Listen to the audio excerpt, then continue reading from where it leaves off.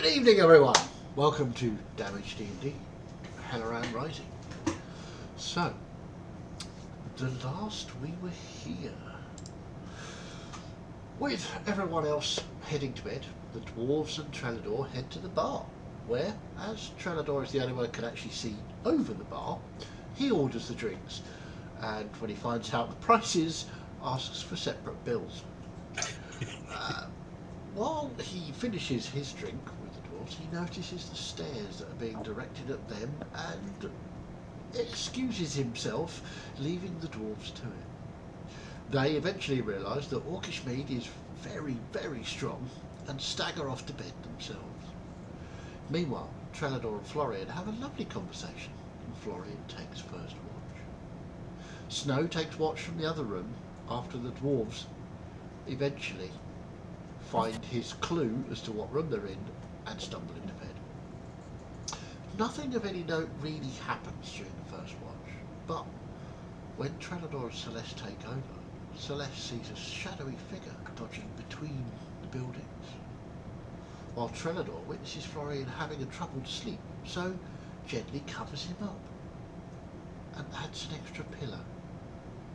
Florian is indeed having some sort of nightmare. He experiences pain, dread, and concern for his twin sister, and awakes with a shout. Trellador informed him that he is bleeding, and indeed there are 3 heart-shaped wounds deep in his chest. The shout also brings Celeste, who heals him from some of the damage, and Florian insists that everyone gets their full rest, but that he will speak to Melissa in the morning about it. But just as he drifts off to sleep, he sees a vision of Dakota, chained up against a white marble background, decorated with hearts. Celeste and Trellador keep watch until the morning, and Celeste sees once more this large, thin figure disappear down a storm drain. On awakening, the rest of the group, including a very hungover Gus, head down to breakfast to leave Florian and Melissa, and the ever-helpful Trellador, alone. And Florian tells Melissa all about the dreams, with Trellador adding, helpful details every now and again. After a long conversation before breakfast, you decide to head down to the docks to arrange transport to Dar, so Melissa and Florian can ask Vale for some help about this troubling situation, and the group are unanimous in going with them. Down at the docks, Snow eventually finds a friendly face in Mickle Chenery, an old acquaintance, and secures passage on his boat, the Chenery, for the 4-day trip to Dar. This leaves tomorrow at 3 p.m. To fill some time, you decide to see if there are any jobs in the trading post. You see that a ship has gone rogue, the Antiva. There is a reward for the recapture of this. The trading post will pay for information on the so-called monster of the ruins to the north of the city. And after hearing Celeste telling you she saw that same creature again that Yorick had seen before, you decide that this is the job posting you would like to pursue. Heading north out of the city, you track the storm drains, and a combination of Melissa and Snow find the trail of something heartless, leading towards a set of ruins, with Melissa racking her brains to try to discover exactly what it is you may encounter. And that's where we'll pick it up. So, Melissa, can I have a history check, please, to discover what it is you think you may be following? At advantage, because of... At advantage, yes, Bane? because of your Hunter's Bane.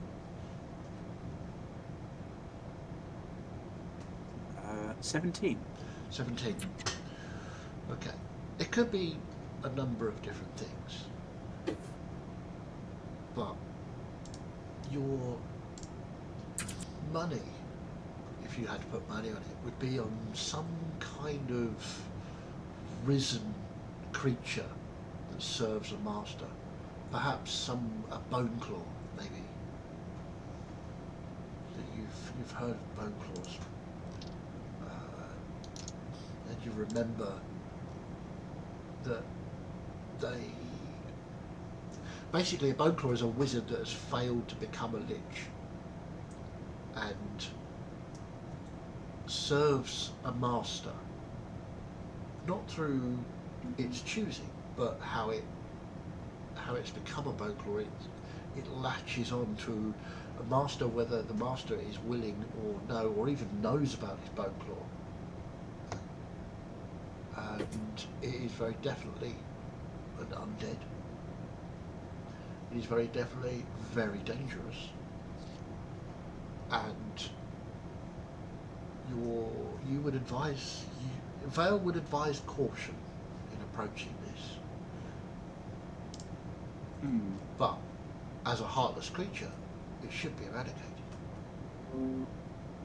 For your 17, that's what you got.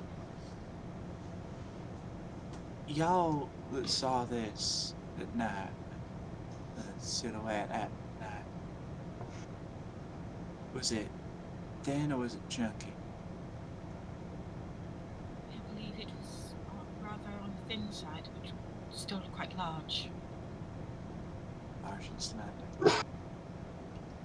Yeah, I'm pretty sure this is the way that the claws are going. I think this might be a bone claw. These A hoodie? undead, What? a bone claw.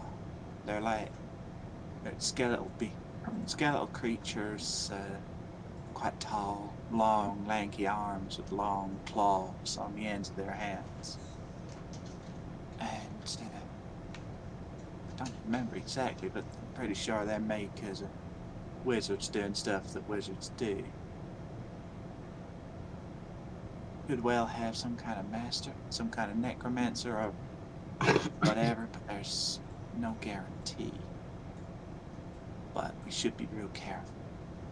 Any of y'all got stuff that can, any of y'all got any abilities that hedge out those that are undead, might well be worth using. Do I know any of the particular weaknesses of a bone claw? What, with a 17? With Melissa saying all of that, does that bring anything through my readings, through my learnings from the temple? Make a history check. With your 17, I mean, you know that it's very dangerous and that they are immune to several. They can't be charmed. They don't get exhausted. But it was a fairly low roll for you, so. Non-natural 20 for me. Would you, with the temple, I've written that down. Probably not, I would suggest. The temple is not really about researching heartless creatures. This is to do with the temple. Their writings would be about love and the different forms of love, and how to spread love, and how to encourage love in others, and how to help and rescue those that need love. The reason that the Heartseeker would know this information rather than you would be that the Heartseeker and Vale. The Heartseeker is a position in the temple that has access to knowledge that the rest of you don't. Yep. Okay, that's fine. Even though you roll really high, it's not something that you would have read about. So you trying to tell me it's a walking skeleton? Bit more than that, to be honest. But if things are dead, they should be dead, shouldn't they? Well, unfortunately, some people just can't leave well enough alone. You ever heard of this, Yorick? I've never heard of skeletons walking about. If things are dead, they're dead. That's what I thought too. Ooh. Okay, new type of monster then. Write that down, Yorick. Alright. I don't remember the details of what's best to use against them, but I would advise that we be mighty careful with this. No overreaching being. Is it really the type of thing that we could tackle in one night if it's truly that dangerous?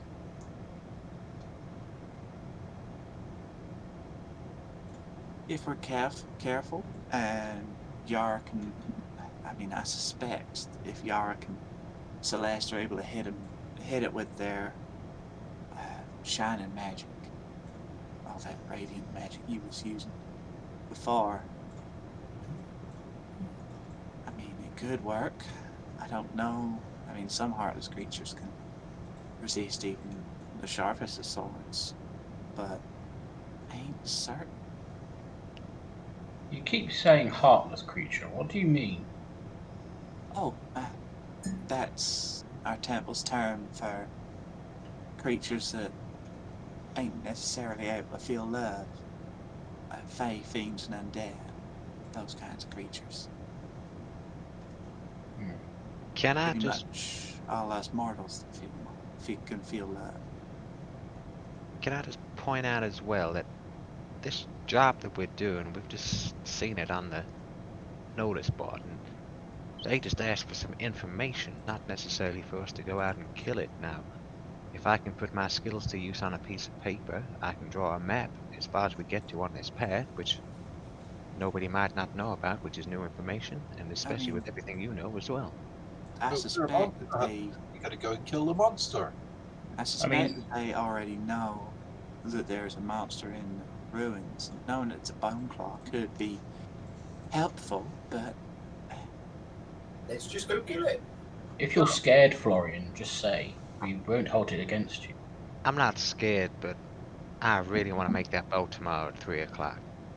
We would make fun of you, but we wouldn't hold it against you. I suggest that if we are going to do this, we take extreme caution. Going slow with snow watching out ahead of us. You listening to that, Yorick? You know you like running in head first and hitting things. Sorry, I wasn't paying attention. What was that? Melissa said we got to pay attention. Take it careful, like. Right. So no Right in running the in head first and headbutting it. I mean, I'm quite happy and willing to throw my radiant bolts at it, but I am one of the few people with healing capabilities as well, so my priority will be keeping everybody alive. I mean, yeah. Has anyone seen Bridris? Make a quick No. perception check.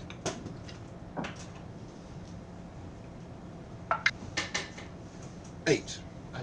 Bridris is nowhere to be seen. Actually Yes. vanished. Where are you? You better not be hiding in a bloody bush again. I have a look around, see if I can see his lizard pet. Make a perception check.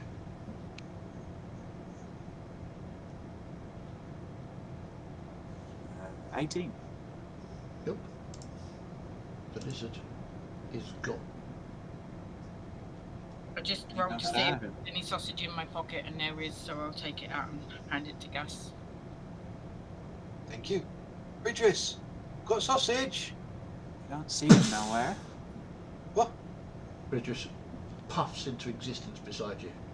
Oh, there you are. About How a did you third do bigger that? than he was when you last saw it. Sorry? About a third bigger than it was when you last saw it. That's new.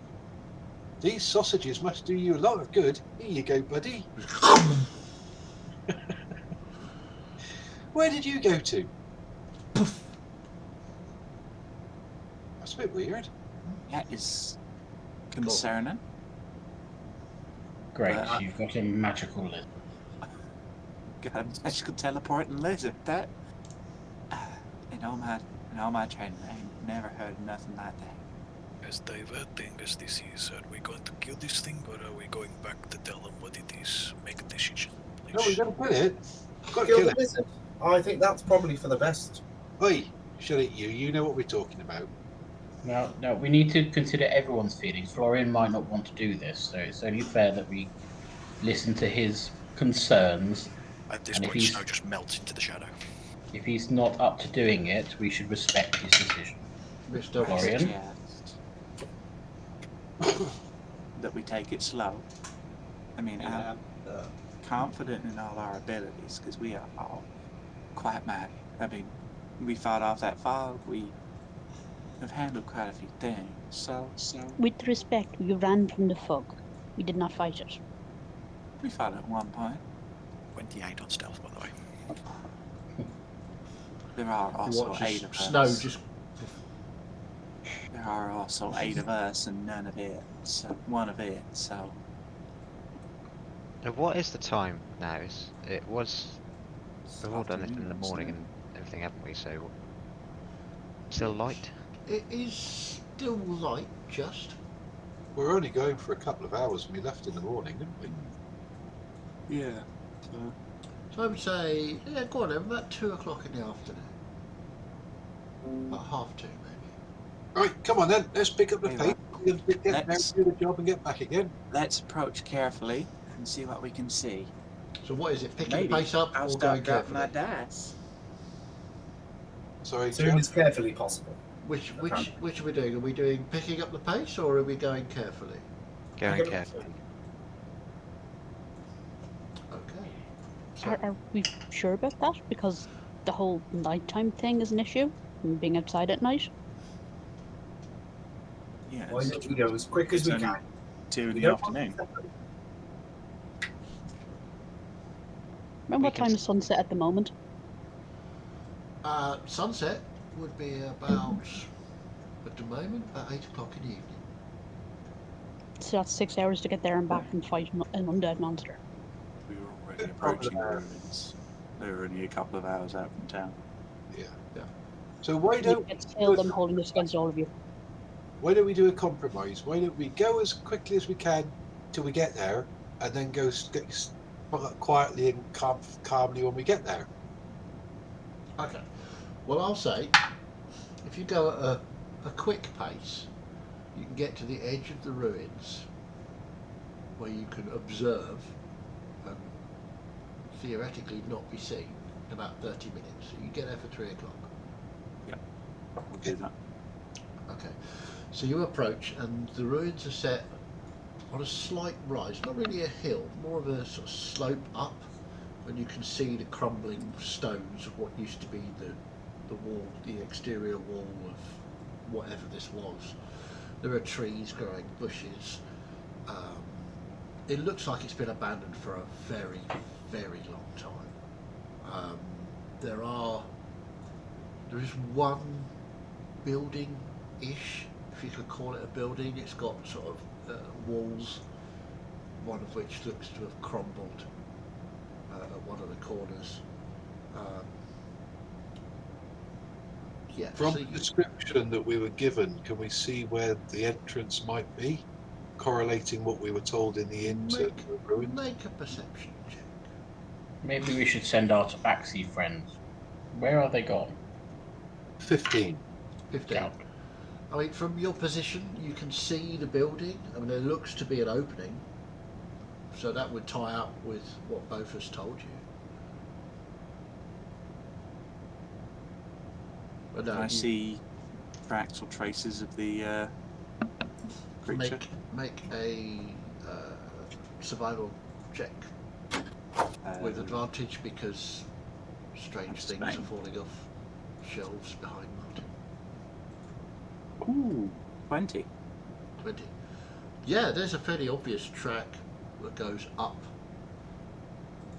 the hill, and you can, by looking at it, you can determine this is the same thing.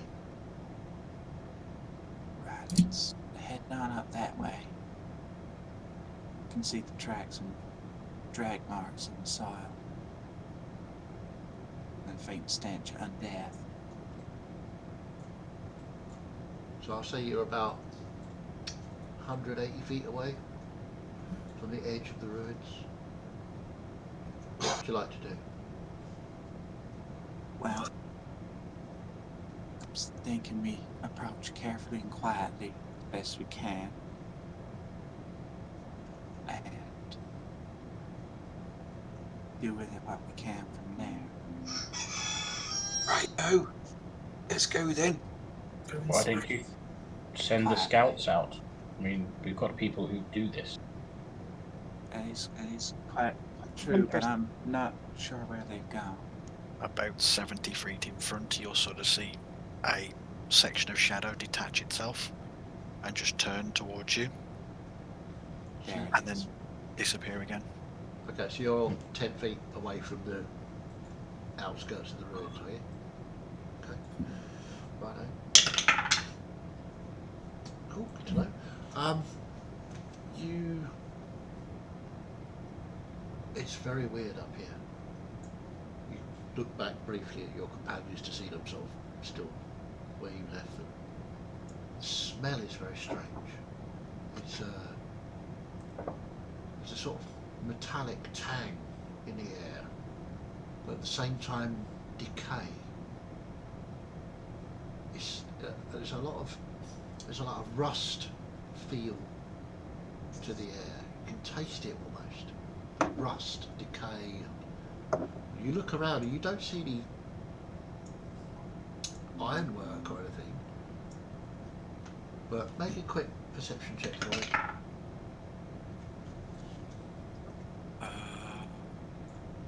14. 14. Yeah, it's weird.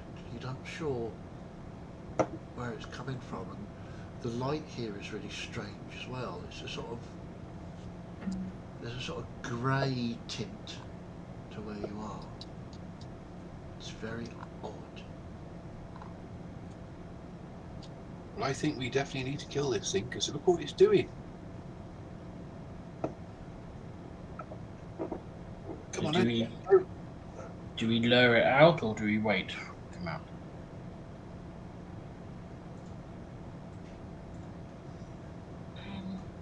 Get the impression that this thing doesn't like to come out during the day. Yeah, we don't want to be here at night, so let's go get it. I would track quietly, carefully.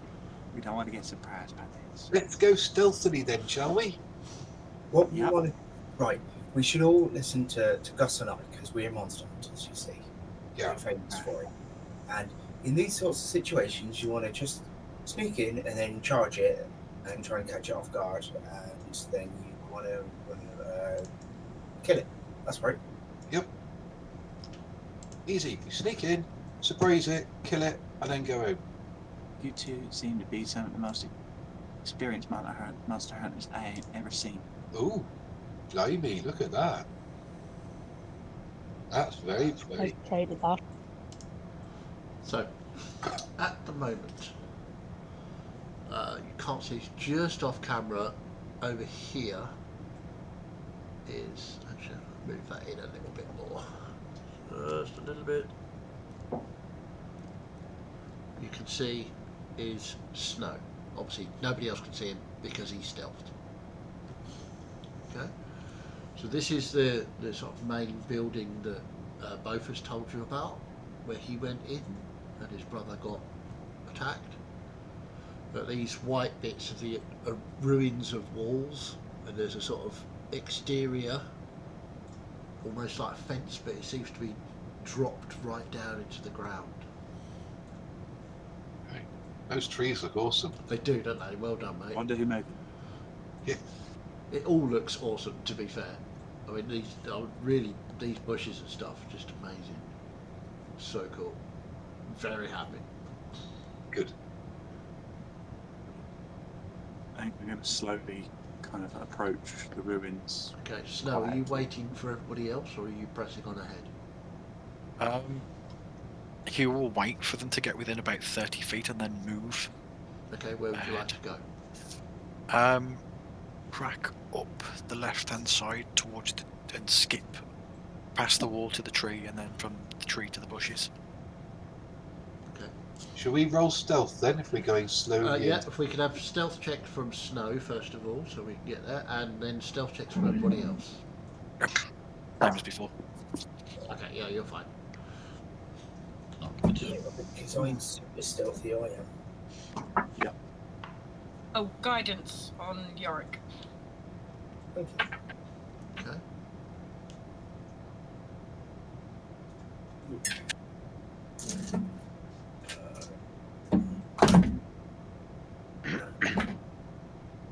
So, let's go round the room. So, Celeste. 18. 18. Florian. 14. Gus. 17. Melissa. 18. Miette. 9. Oh dear. Okay, Snow, we know. Trelador. 5. Yorick. At disadvantage, 19. Wow. Wow. Okay, Big so. monster hunters, you see. I'm in my element right now. Okay, Snow. You're sort of crouching there by the bushes. You're fairly convinced that nothing can see you.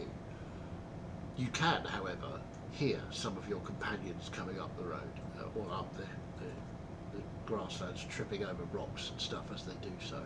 But it's not who you would have expected it to be. As you look back, you see Miette just making an absolute hash of being quiet for some reason. Not sure why. She just doesn't seem to be very happy about this endeavour whatsoever. So, I would just look back at the group as if to say, really? To be fair, it's Mia and Trelador. The rest of us are fine. yeah, well, to be fair, yeah, that's fine. Yeah, it's only the species that's naturally stealthy and the plate wearer. Yeah. So, the rest of you make it up to where exactly would you like to be, and in what order? I would like to go towards that dead tree, sneak up behind it, and then have As a good look in, behind that dead tree, and then so I can get a view inside the stone Okay. building. You can probably heading up to the live tree between Gus and Snow. In here? Yeah, taking Yeah. a pause before I approach the building. I would have done the same thing as well. So You you're don't know. I'll head down to the tree at the bottom. this one here, No, it's on the camera, so over here. the one to the right. Sorry, it's all right. Yeah, that one. Okay. Okay. What was your What was stealth your check? Mine, 5. Yeah, 5. Okay. I'll pop myself near Gus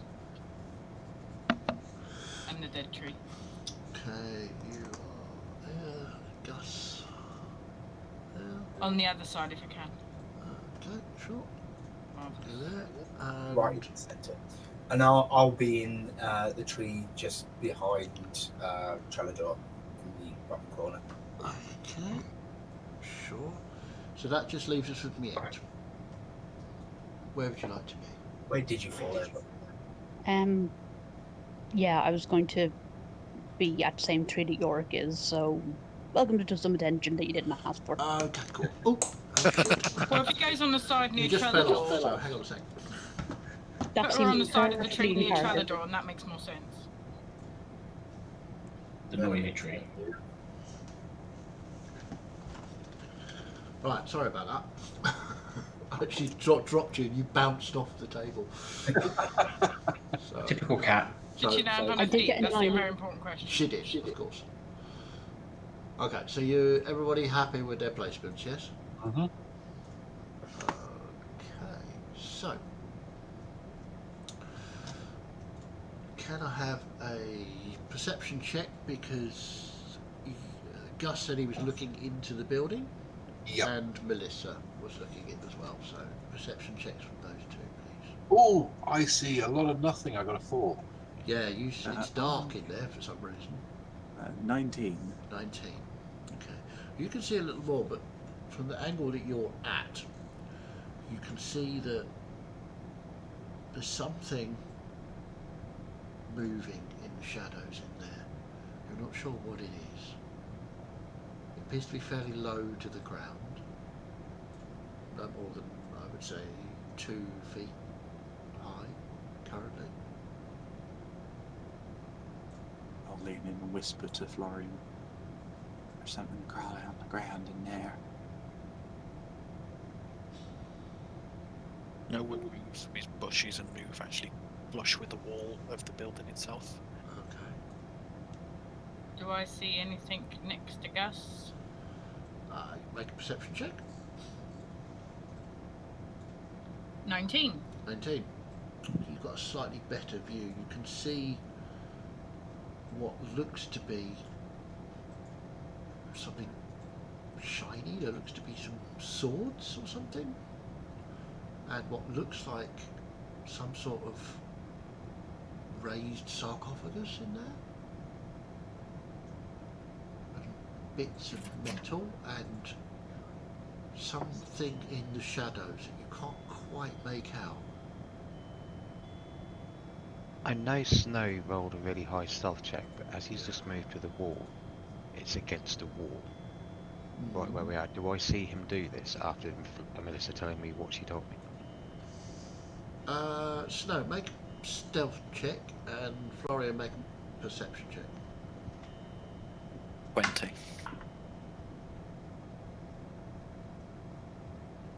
I've got plus Perception. 9. Yeah, that's only 16. 16. No, you think you might have seen something move, but you're not sure what it was.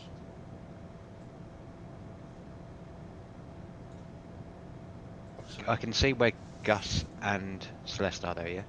oh yeah. You can see the rest of them. You can see Miette over there. Yeah. You can see, Everyone can see Miette. roughly where your companions have gone to sort of spread out around this field, Yep. as it were. I'm not going to make this like abhorrent to anything else which is watching us, but I'm going to like be looking over towards Gus and Celeste, Uh-huh. and I'm going to be sort of like, and hopefully one of them notices me. Celeste, where's that funny man waving at So- us? Celeste, you will have noticed with your 19. Gus, you're still trying to peer into the darkness to figure out what's going on in there. I guess there's something moving in the shadows, and it's Florian trying to get our attention. Just Right, And- can you point this thing out and I'll shoot it. I think we need to wait for everybody to be ready. Oh, okay. And I'll not hold knowing, up one finger, and I'll point roughly in the direction that I've seen it moving. Okay. obviously I'll point towards the door, but then what I will also do is point over towards where Miette and Trellador are, and be like, and hopefully she gets what I mean. I don't know. You see Florian doing that, Celeste, whatever that means, and he seems to be pointing over at Trellador. And again, I'll do the one finger over into Trellador and Miette and point in the direction. Okay, Trellador, Miette, Yorick, make a perception check. Because Miette is with Yorick, not Trellador. Oh, now I get it. Natural 20, 23. Nice. Yep, you definitely see this. 17. Yep, so do you. I'll sort of just go. Yeah. Celeste is holding a finger up. I'll look up.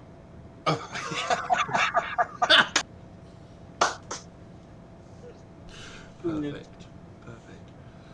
Okay, let's have a look.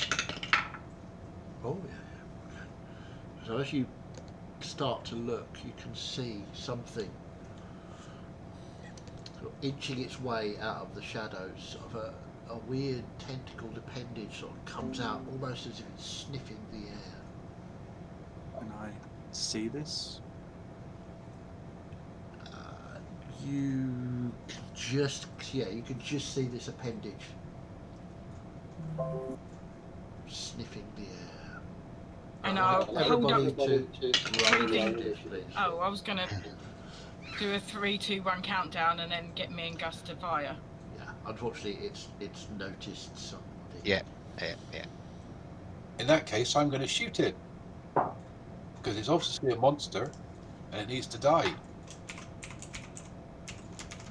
Yeah, I think we're a bit too late, unfortunately, Yeah, Gus. unfortunately so. Yeah, so let's have some initiative rolls, please. So, Celeste, hang on, let me just. Sorry. Come back here. Right, okay. So, Celeste, what did you get? 22. 22, nice. Trellador, 18. 18. Gus, 17. 17. And Okay. Yorick, 12. 12. Florian, 22. oof. Snow, 20. Wow, high rolls. Miet. 20. Woof. Okay, we're all going to be going very quickly next to each other. Melissa. 6. Apart from Melissa. 3. Okay, so the initiative I have order is Celeste, then Florian. Okay, so Celeste. I will See start. this appendage sort of come out, almost as if it's sniffing the air, and then sort of gravitate towards, you think, Trellador, but you're not sure. It's over that way-ish. Yeah, I'm just gonna immediately fire off a guiding bolt. Okay, roll hit.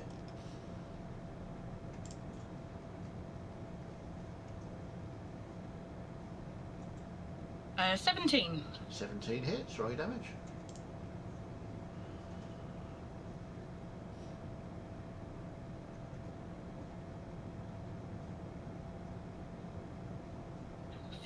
Points of radiant damage. And it's all shiny as well, isn't it?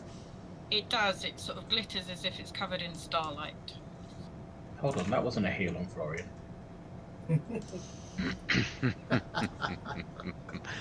So, the rest of you see this bolt shoot into this darkened ruin, crypt, as it were, and this weird sort of tentacled mass. Celeste, this doesn't look at all like the thing you've seen in the city. Yorick, you actually can't see it from where you are, but yeah, it doesn't look like that at all, and it looks completely different. The thing you saw was humanoid. This is not humanoid. There are at least 8, 9 legs, appendages of some kind. It doesn't look like any have got claws on them. No, it's not that. Good. I mean, it Worse. should have been, but it's not. Still a monster. It's got to die. Okay, so I feel like I'm missing a reference. anything. Finny doesn't like spiders. So as soon as I said 8 legs, he went into hyper overdrive. So, Celeste, anything else? Let's have a look. Do you want a bonus action, like move, or? I will, as a bonus action, go into my starry form because I'm probably going to need it.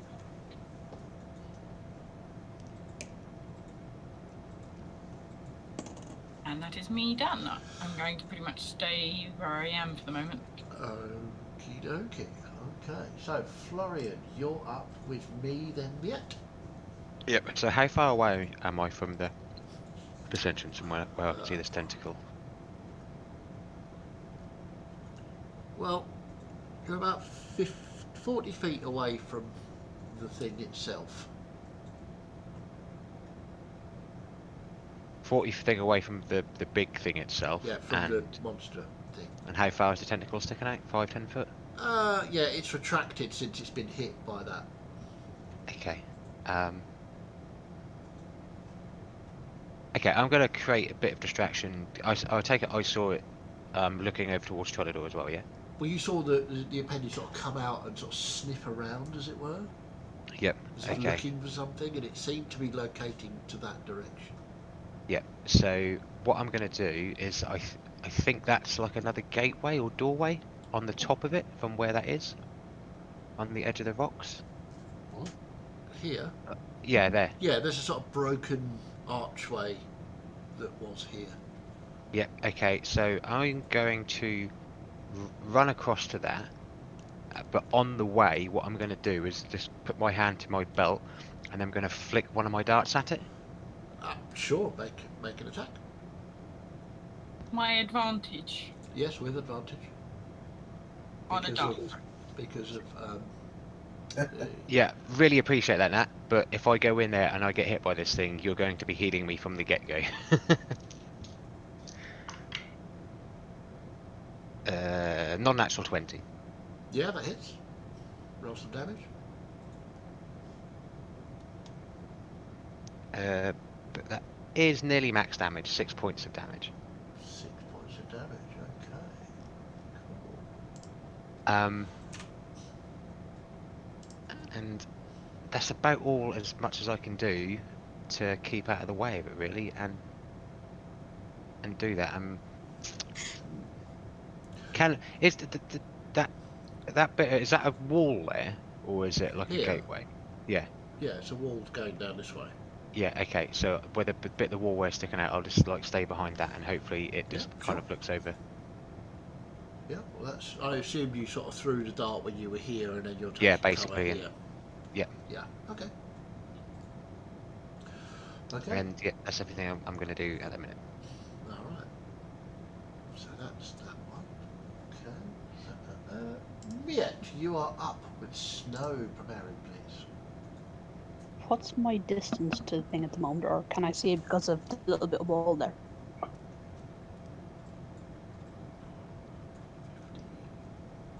60 feet. It's going to get, I would suggest, probably half cover unless you move sideways to see it properly.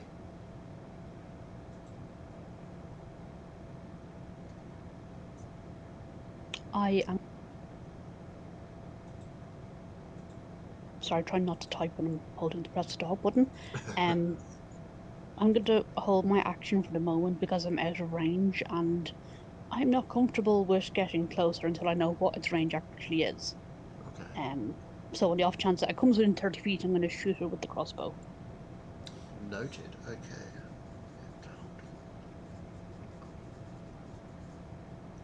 Okay.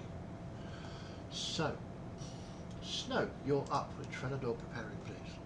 Okay, I'm gonna go.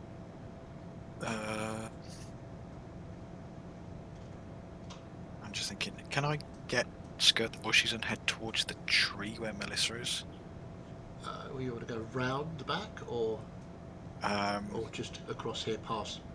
I'm gonna see if I can. Could I get there if I go around the back? What's your movement? 30. No. Okay. You get to around, basically around the tree here, out there, if you want. Yeah, that'll do. Okay, cool. And can I see this thing into the?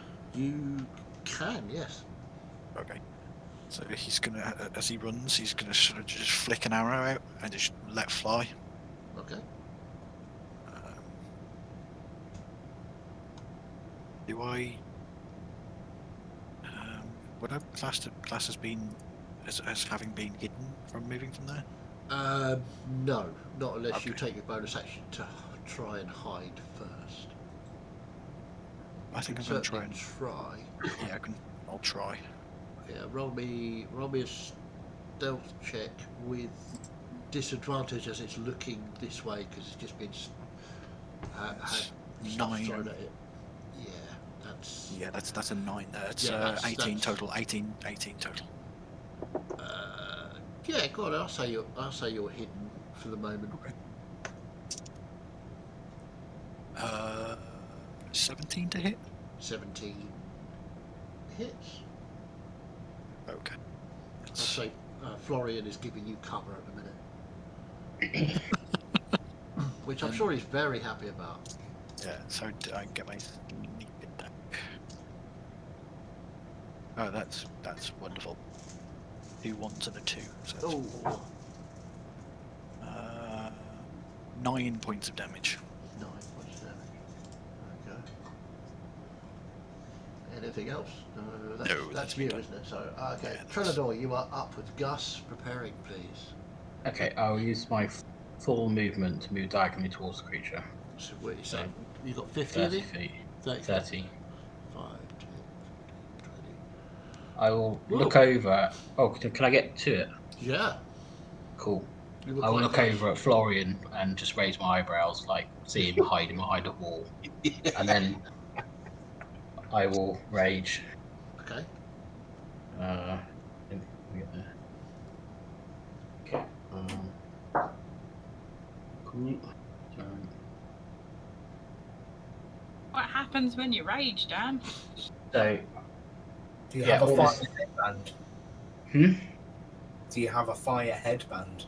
I don't. But all this sort of static electricity sort of crackles off my shoulders, and I am surrounded by multicolored protective lights. Nice. So I get +1 AC. Lovely. And then I will attack recklessly. Okay. Yeah, good. 21 to hit. 21 definitely hits. Plus that, plus rage.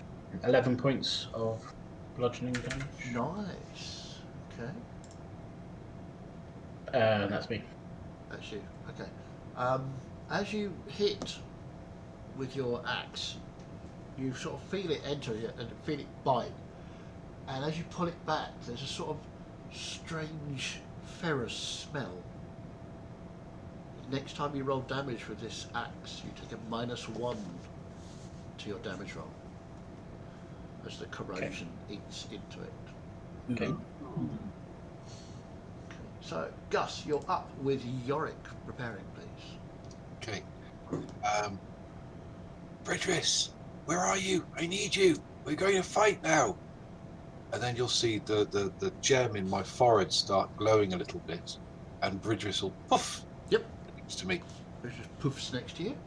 I rolled his essence, and it's fire this time. Okay. Okay, right. Stay with me. Don't go in there yet, because we don't know what it is. Does he go on your initiative, or does he have his He separate? goes after me on the same initiative. Okay, cool. And so hang on. We need Bridris, don't we? yes. Sorry, Oh, yeah. I wasn't Is there a prepared. I do apologise. I'm totally bad at DMing. So he's only just poofed into existence, so it's fine. That's my action. So my bonus action, I'm going to do Hunter's Mark on the baddie. Okay, that's cool. Right, yeah. And that's me. Okie dokie. So, Yorick, you're up with Melissa. Preparing, please. All right. Well, I'm going to kind of head out into the middle. Okay. I'm just diagonally, as much as I can go for me 25 feet. Right about there. Cool. Right in the middle, in the open. Nice, like it. Never claimed to be smart. Nor's Yorick either. Yeah.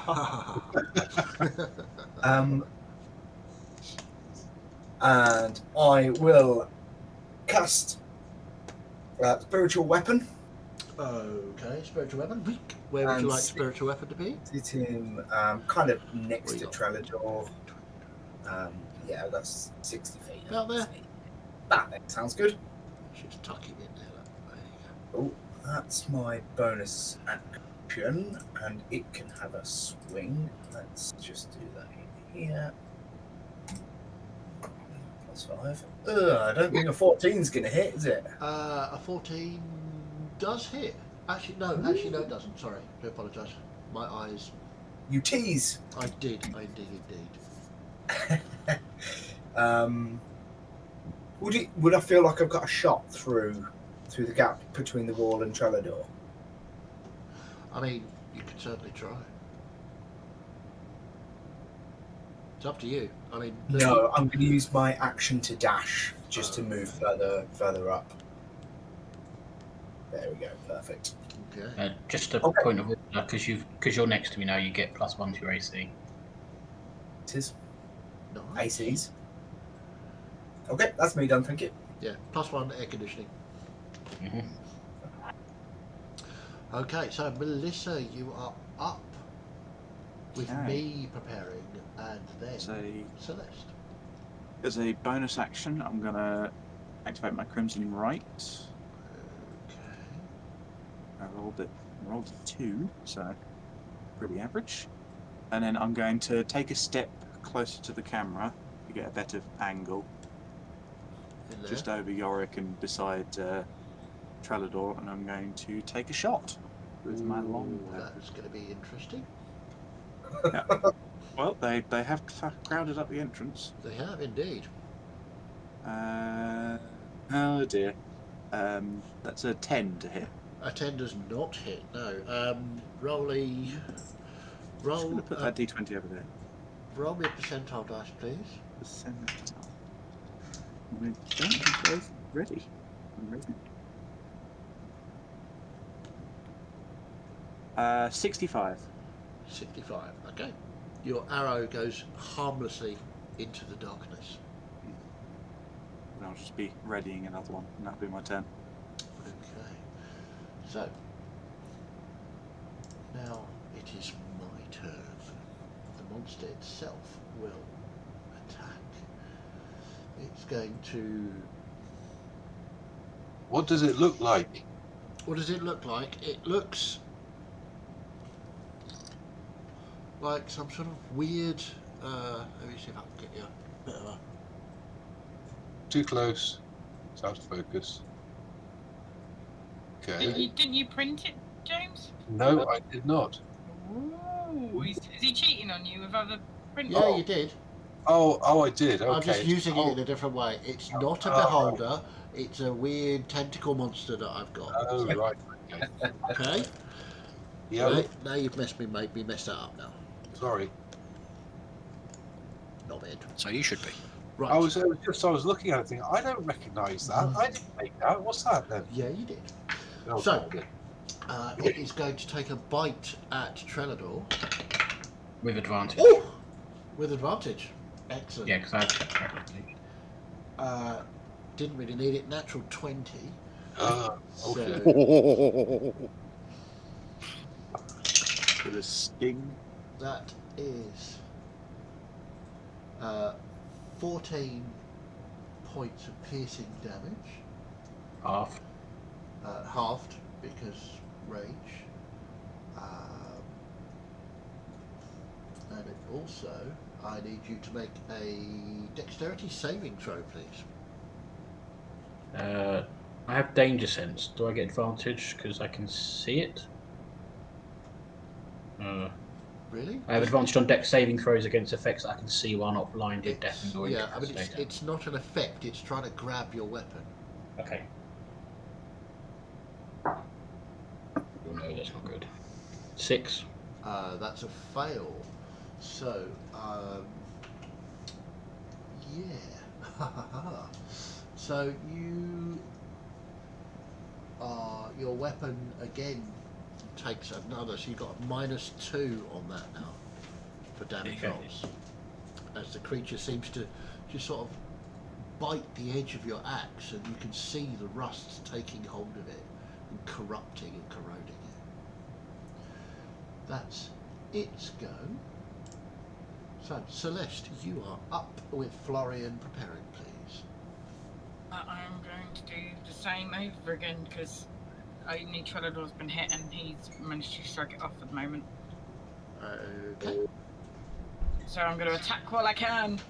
Okay, I would say it's probably got half cover, as you've got a wall and a trailer door in front of you. Can I move myself somewhere where I've got a bit more of a line? I mean, not really. They've kind of got the opening covered for you. You could try going out, maybe there. I'll say it's got a quarter cover. But yeah, you can certainly try. Okie dokie. I am, going to fire off another guiding bolt. Okay. Hold it. Nope, that's a 3. That Got definitely. 8. Okay, roll a percentile dice, please.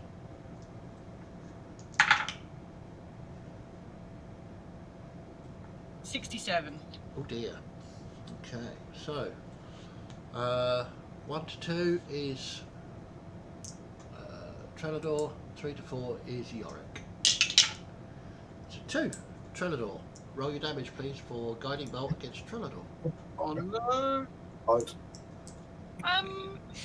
I didn't roll a natural 1. But the doorway there is very, very crowded, and You missed. Rage doesn't do anything, does it? 'Cause it's not bludgeoning and No, stuff. it's It's a magical effect. So Another 15 points of radiant. 15 points of radiant. And I guess I'm lit up, so they get advantage against me as well. Well, you've already reckless, so you've already got advantage. Oh, yeah. But anything else? Ooh, that's not good. So, Bugger. yeah. Trellador is now lit up like a Christmas tree. He already had lights floating around him. He's now sort of glowing from within. Okay. I'm not meant to take this much damage. No, indeed you're not. Anything else, Celeste, to add to the, general air of mentalness? Oh, sorry. Can I just do a free action to go? I'll remember that. Sure. Okay. Anything else, or is that a lot?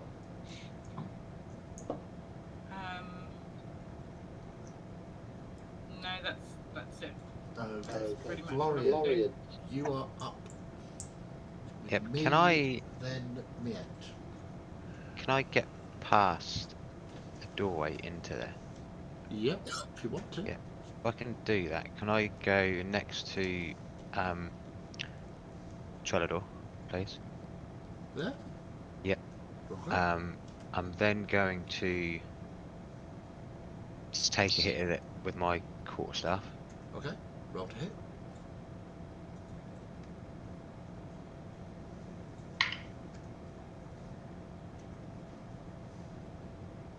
$16. 16 just hits. Ooh, bloody hell. Roll your damage.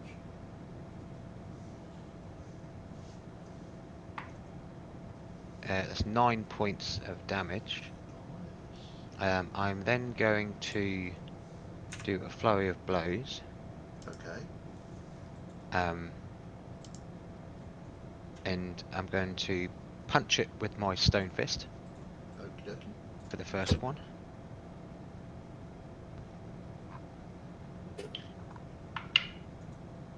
Uh, 16 again. Yep, that definitely hits. Just hits. For 7 points of damage. Nice. And then with the second one, with my other hand, I'm just going to touch Trellador's shoulder and give him the roll of the eyes, and use Hand of Healing on him as well. Okay. Roll your healing. It's not much, but that is 5 points back to you. Nice of you to join us. And because I can see that the entrance is full, I'm not going to get out of the way of this creature, but can I just move around a little bit more? 10 feet of movement so far. 10, How much did it take me to get there? 15. So I've yeah, got 40. sorry, you got 15, so you got 40 or 30? 40. You can go wherever you want to, really. Yeah, I don't want to be quite there, so around the other side of the spiritual weapon. Just here. Yeah, but just so there's still room and people can possibly see it. We'll see. And so you don't get grabbed by whatever else is in the dark. Yeah, that's why I didn't be right behind it. So yeah, that'll stay there. Okay. Okay. Am I in range of you, Dan, for your, or is it just 5 foot? 10 feet. So yes, you are. Okay, cool. So now you can, Florian, Trellador, and Yorick, you can hear sort of strange groaning and shifting of stone. And let's have a look, see what we've got.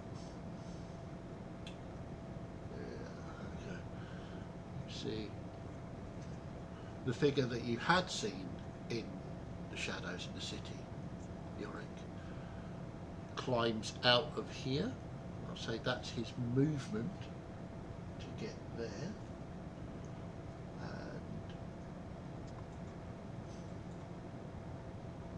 he will.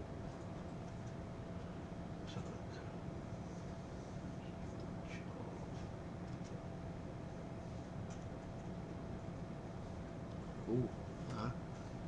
forget to attack Florian for that is a 22 to hit. Mm-hmm.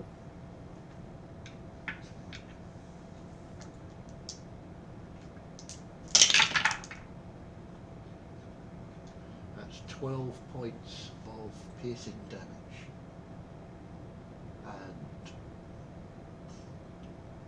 And I have a... Oh, no. Okay. You are pulled towards it. Brilliant. Just pull towards it, not grappled You or are anything? pulled towards it, and you are now grappled. You can try and escape on your next turn. Mm-hmm. So that's its go. Miette, you are up with Snow preparing, please. Who's it that's currently beside the dead tree there? It's Gus and... You've got Gus in here, Bridris there, and Celeste here.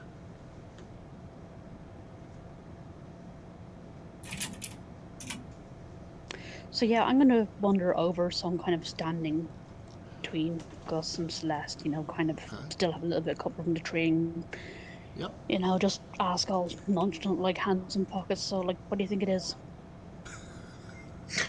Feel free to answer.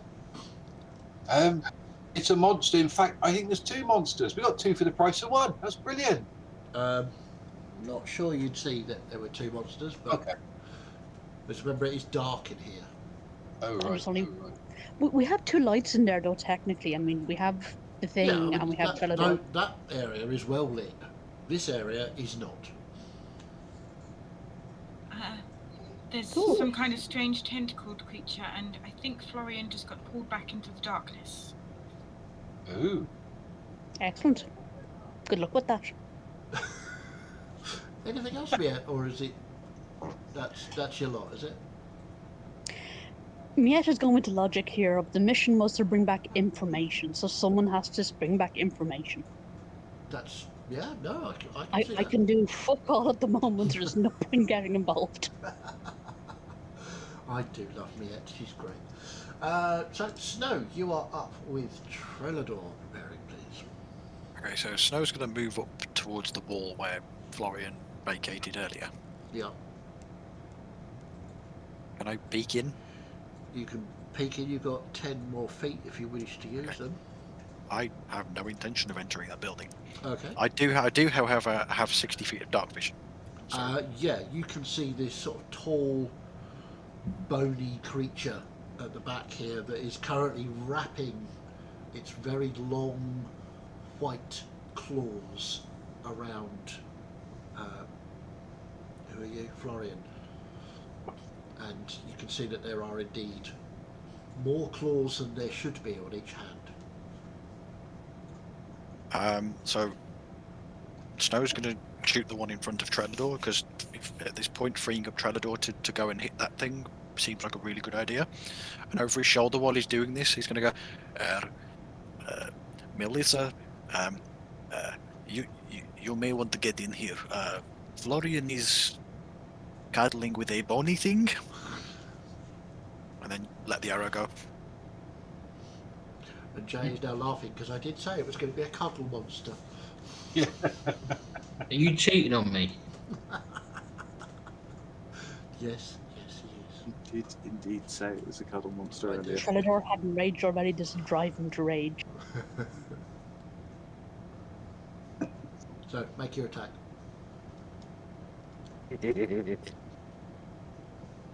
That's another 20. Excellent. Good stuff. Good Because damage. it's engaged with Trellador, I get my sneak attack, don't I? Yes, of course. 4, 8, 12, 16, 21, 22, 27 points of damage. Oof. Nice.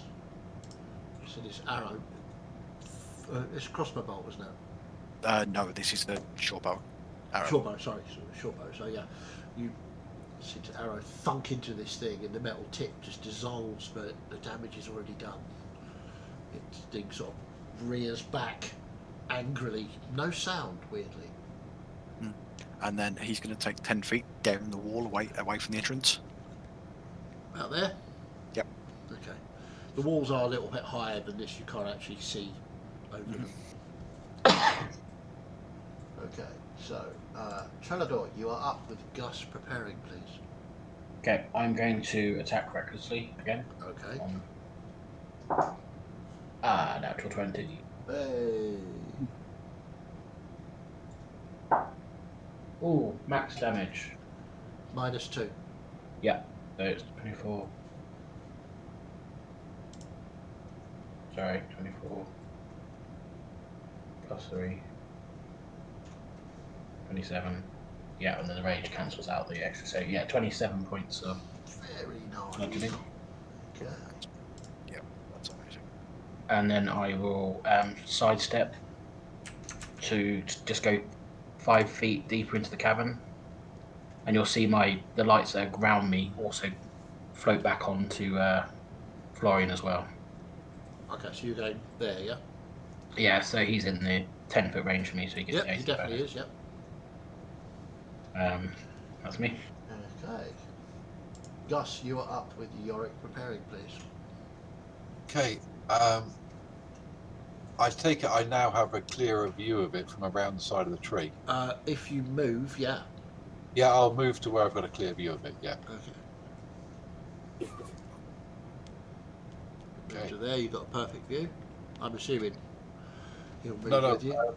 Idris will go on his after me. All right. Okay. Cool. I want to leave him where he is for now. And I will take a shot. Go for it.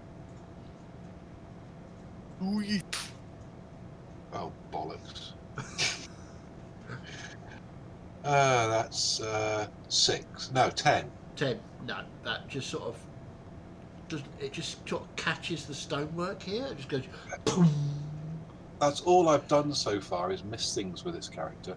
Yep. Okay. Can I do anything with a bonus action? No, I cannot. Okay. So Bridris, I'll say Bridris, sick him. Oh, okay. Go is 40 feet in towards it. Okie dokie. That's it. Okay. Yorick, you're up. Melissa, you're preparing. Yorick, this big fuck off lizard has just appeared by your side. Oh, Seemingly under Gus's control. I am first going to jump a step away from him towards the door, Okay. as he scared the shit out of me. But as I look back, I see Gus, and he's not too worried. So I'm going to step diagonally in front of Trellador or between Trellador and the big monster. One across, if you could. And what? I'm here? No. Between Trellador and the Ooh. creature. I'm not sure you get in. Oh, is there not? It looks like there's a square between. No, there's a leg. Ah, right. Okay. That's fine then. I'm gonna have a swing. Go for it. And bonus action swing with the spiritual weapon as well. Okay. Which one do you do first? So let's go me first. Okay. What was that? +5, 17 to hit. 17 hits. As you do that, there's a sort of a funny bit of energy comes out of Bridris and attacks to your hammer, and he uses his reaction to give you 1d6 of fire damage to add to it. Cool. Okay. A tendril of sort of, I don't know, dark energy comes out and wraps around your hammer, and suddenly it bursts into flames. Nice. Well, that's worrying. Yep. Very. But as you're going to hit it, and as you hit it, the flames then dissipate from your hammer and go into this beastie.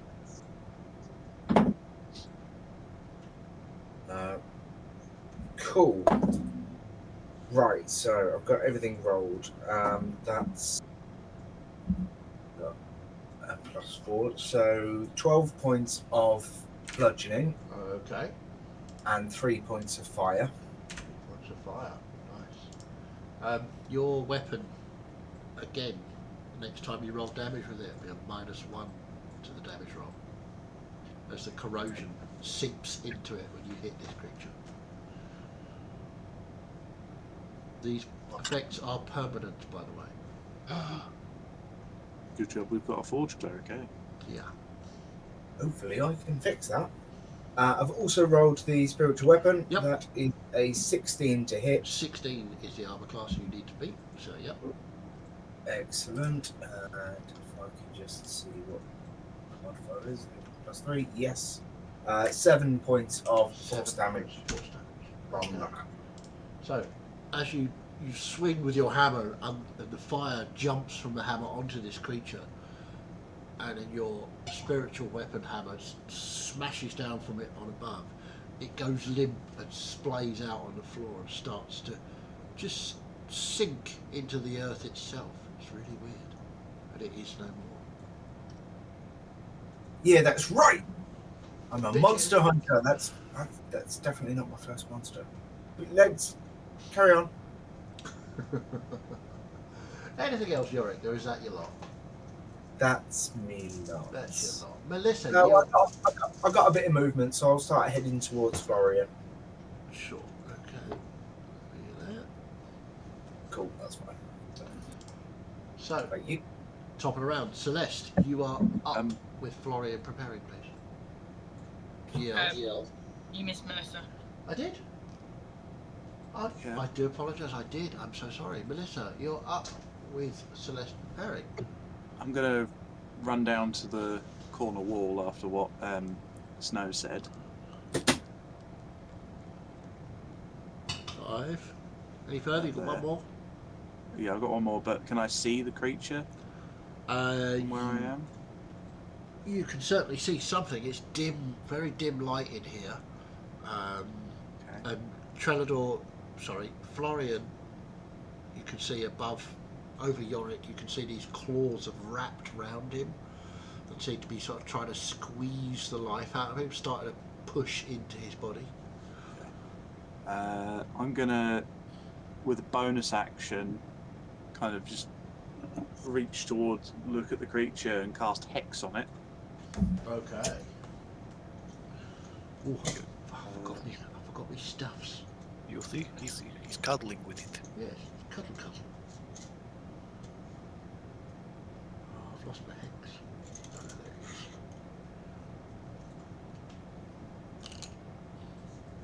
He is now hexed.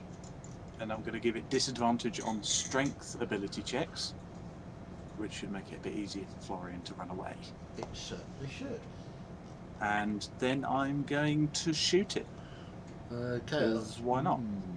I've got a bow. Yeah. I can do it at disadvantage if you want. Yeah, disadvantage bit because there's a lot of Because people of between Florian. you and it. Well, I can shoot over Yorick, Yeah.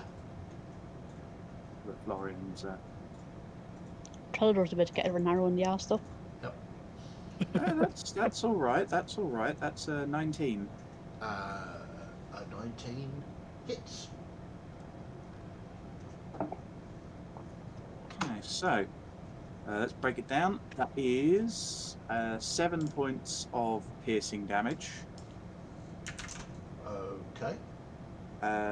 2 points of fire damage, Okay. and not that it's going to be much help, so I imagine it's probably resistant. 2 points of necrotic damage. It.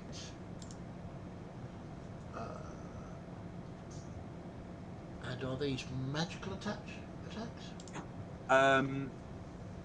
The piercing damage, let me check Crimson Right. I don't think... Yeah, it doesn't make my weapon damage magical, but the right damage itself is magical. Okay, So so piercing damage is halved. Okay. that was 7, so yeah.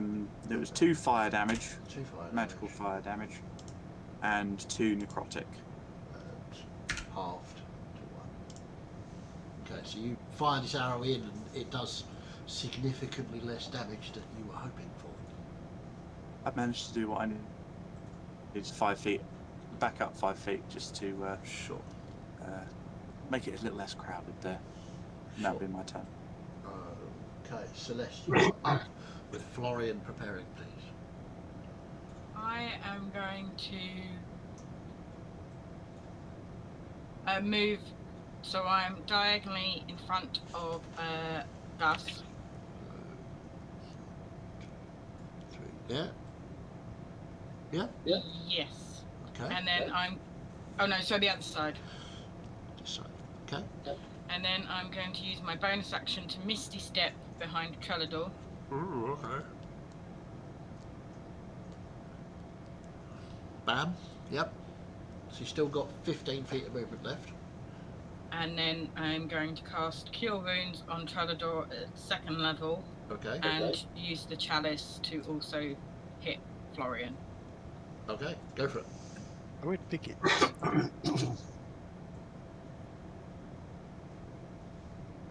So that's 12 points of healing to Trellador. Nice.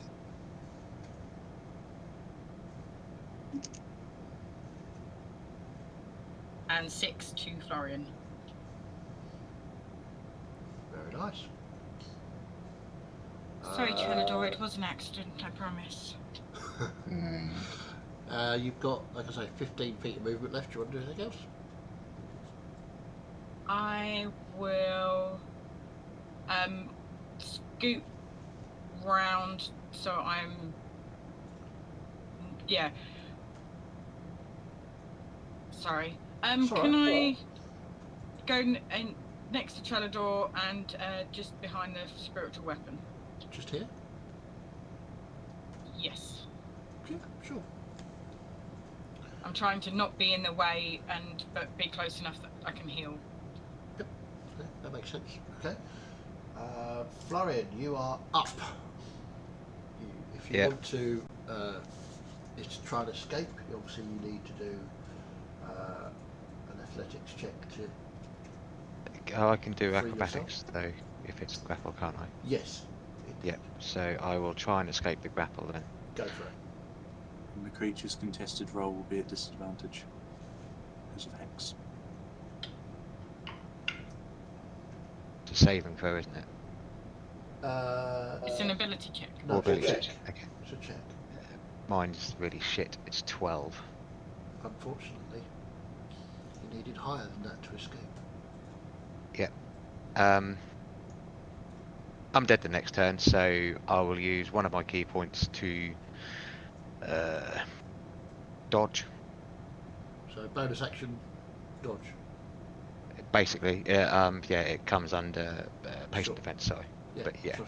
Yep, okay. Bonus action, patient defense, which gives him the attack a disadvantage. Yeah. Yeah, it does. Okay. It's its go. It is going to...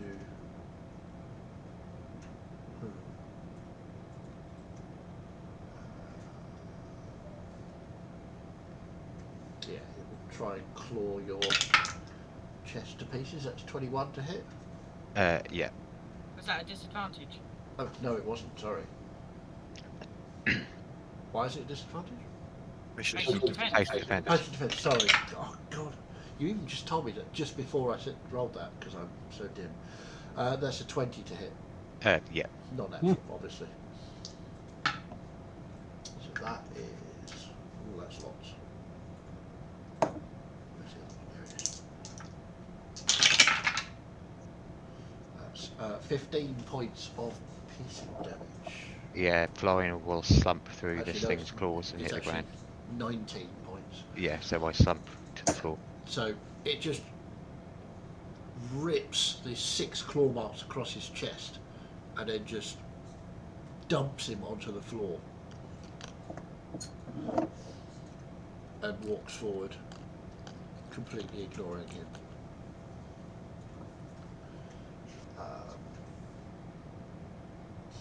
Makes an attack on Yorick, which is a 27 to hit.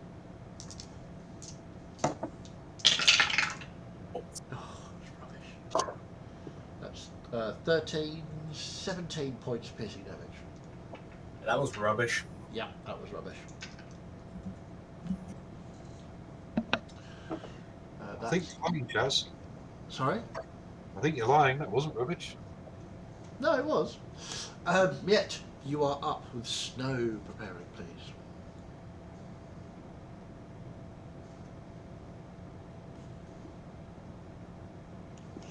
You know the way people have had conflicts before between what their character wants to do and what they want to do?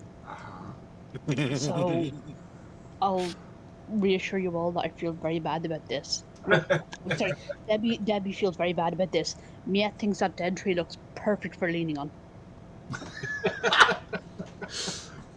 I'm fast discovering Miette is one of my very favourite characters ever. Sure, yeah, okay. So you sort of saunter up, have a little lean. And Yeah, just like, one shoulder against a tree, hands in pockets. Yep. You That know, makes sense. calculating how quickly he needs to run when things get that bad. Yep. the award for most cat tabaxi goes to. Yes. Okay, Snow, you are up with Trenador preparing, please. Okay, I'm going to use my full 30 feet to move sort of past behind Melissa and move towards where,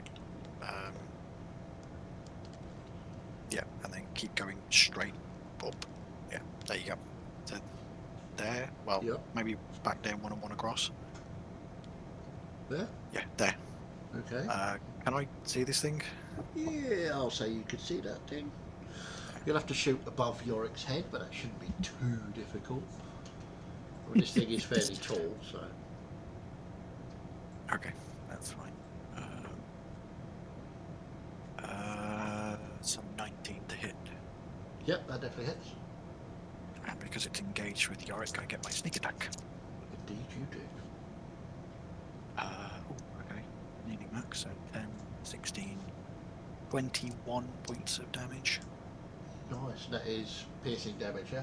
It is piercing damage, yes. Okay, so that's half. And then I'll use my bonus action to dash, Okay. and then sort of move back to next to Miette. There you go. So, are you enjoying the view, or are you going to do something? The view is very nice. It is good bite. Good to know. Okay, Trenador, you are up with Gus preparing, please. Trenador's really angry. He's still in his rage. He's just staring at this creature, and he'll just stare at it and then face step behind where the creature is into that space in front of Florian. Yep. And then attack recklessly. Go for it. Ooh, 22 to hit. 22 definitely hits. Roll your damage. -2. Yeah.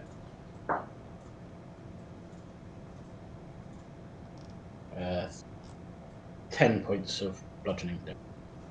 And that's not magical bludgeoning, is it? Sorry, slashing.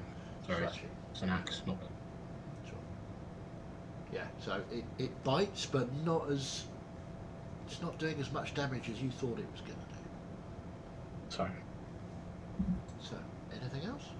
Nope. I'll just stand there, sort of, in the way. So, Gus, you're up with Yorick preparing, please.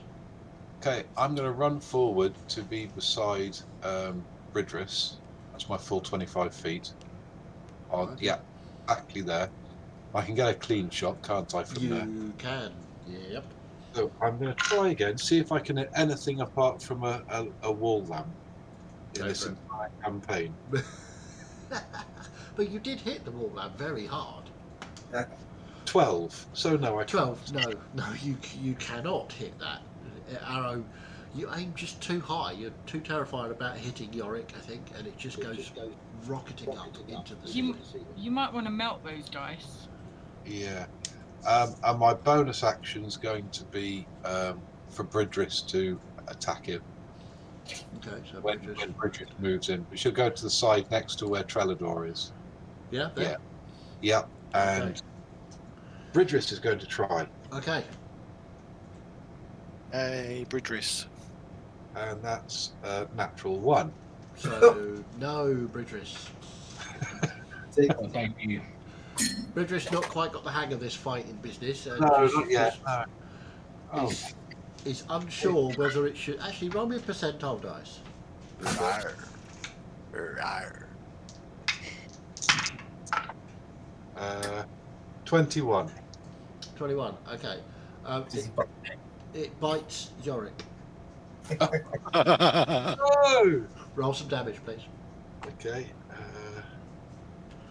That's 6 points of fire damage. Yeah. So, Yorick, you're standing there like, minding your own business with this fucking huge monster in front of you, and that thing that your cousin has befriended or tamed has decided to take a bite out of you, and you take 6 points of fire damage. Points of fire damage. That's good. I'm not nearly dead after 2 hits. And I'll shout, Redris, not him, the other one. And I don't mean Trellador, I mean the one in the middle. Okay. It then eats Florian.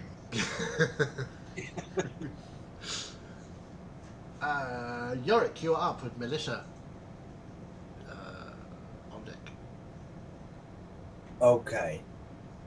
First thing that I'm going to do is a rarity for me, but I'm going to heal myself. Probably a good plan. Oh my god. I can't. You know healing spells? This cleric knows some healing spells, but only for himself. Oh, blimey, I rolled great on that as well. 8 for 18 points of... Whoa! Nice. Very 7 nice. and 8 on the D8s. Very nice. Yeah, 18 points. Nice of you to join me in the healing.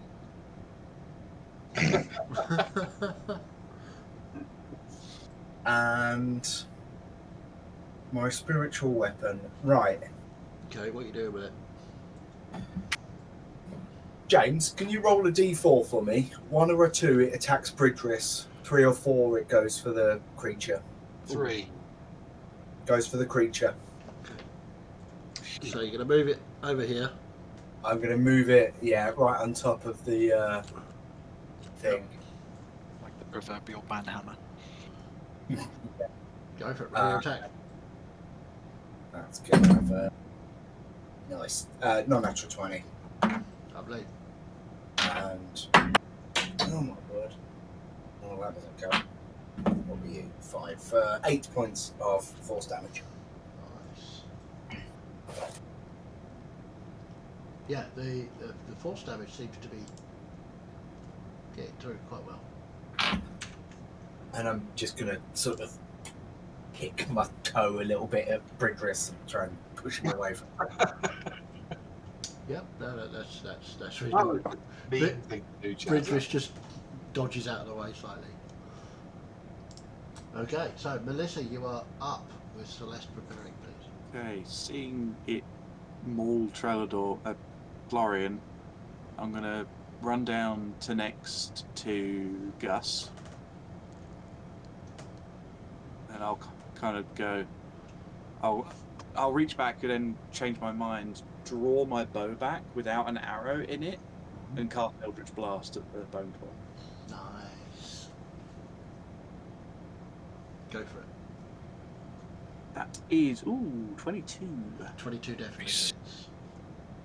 That is 4 points of force damage Nice.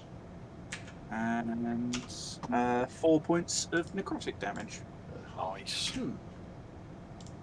So, Okay, so yeah, you see the force damage hits full on. The necrotic, not so much. and that's all I can really do. Okay. Celeste, you are up with Florian preparing, please. How high is this sarcophagus? Could I easily get over it? Well, it's a standard sort of sarcophagus. It's about 3 feet off the ground. Okay, I'm gonna clamber over it to get to Florian. Yep, you can do that. And I'm like, come on, Florian, up you get. Cast Cure Wounds at level 2. Okay, roll your healing. And I will put the other healing onto Trellador. Okay. Because I feel a bit bad. Wonder why. Oh, that's not bad. That's not bad. 16 points of healing Nice. for Florian. And his bestie? Only 4. 4 for the bestie. Fine. Fair enough. I only needed 5 to get to max, so. That's handy.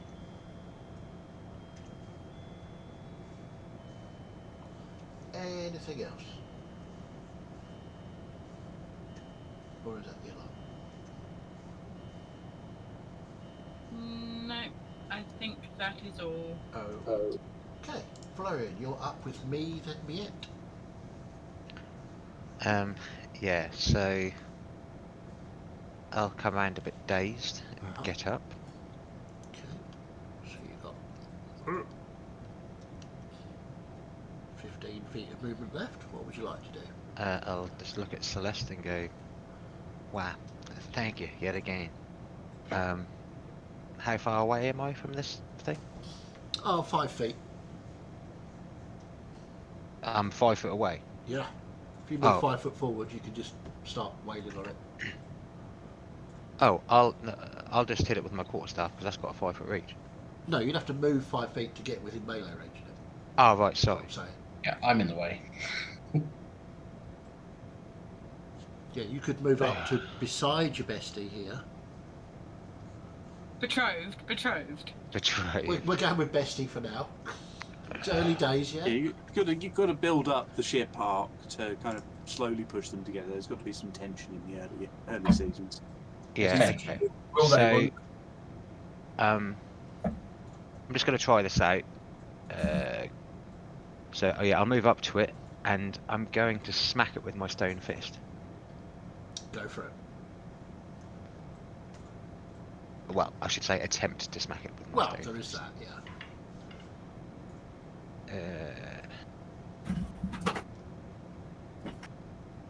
It is only a 16. 16 is exactly what you need to hit. Cool, Jesus Christ. He's got a very low armor class. He's made of bones.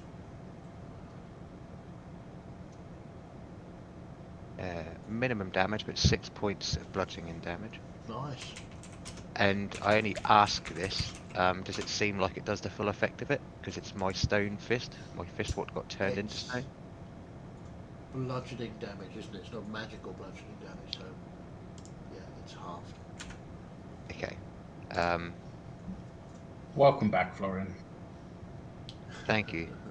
And yeah, again, so for my bonus action, I'll just go for an alarm strike. Sure. And hit it. Or try and hit it again. Go for it. That's 17 this time. Higher than a 17 definitely 16. hits. And definitely a different D4 because that one was shite.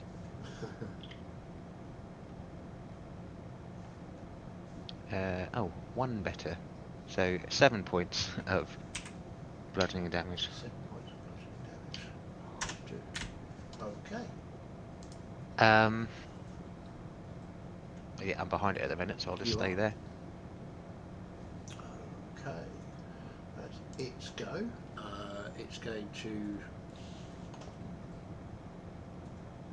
It's actually going to turn and attack Trelador because it thinks that might be the. Yep. Gets advantage. Bigger threat. Advantage. Still not great. 15 to hit. Does not hit because of my +1 AC. Okay. So second attack. That's a natural 20. Oh no! This dice That does it. great. Ugh. Okay. That is 28 points of slashing damage, and he wraps his claws around you in the same bone-crushing, stabby hug that he gave earlier to Florian. Yeah. So it's half to 14. Yeah. Okay, that's his go. Miet, with Snow preparing, please. So I want to turn to Snow and say, what would you have me do? Trip over it? And then No, just holds out the short bow. you gave me the short bow back already. No, the short bow, not the hand bow. No, you've got the hand crossbow. He's got a short bow in his hand, and he's holding it out to you. What's the range on that then? 80 feet. Yeah, okay, fair enough. I'll take it and shoot. Go for it. Roll your Theatre, attack. yeah. So he holds his hand out with the bow, and then slightly turns so she can get access to the arrows. Oh, the kitties are sharing. So the only way Miette could be more cat-like is if she just knocked something off a table. Yeah, I'll get to that. Wait for it. That was a 17 to hit. 17 hits. Roll your damage.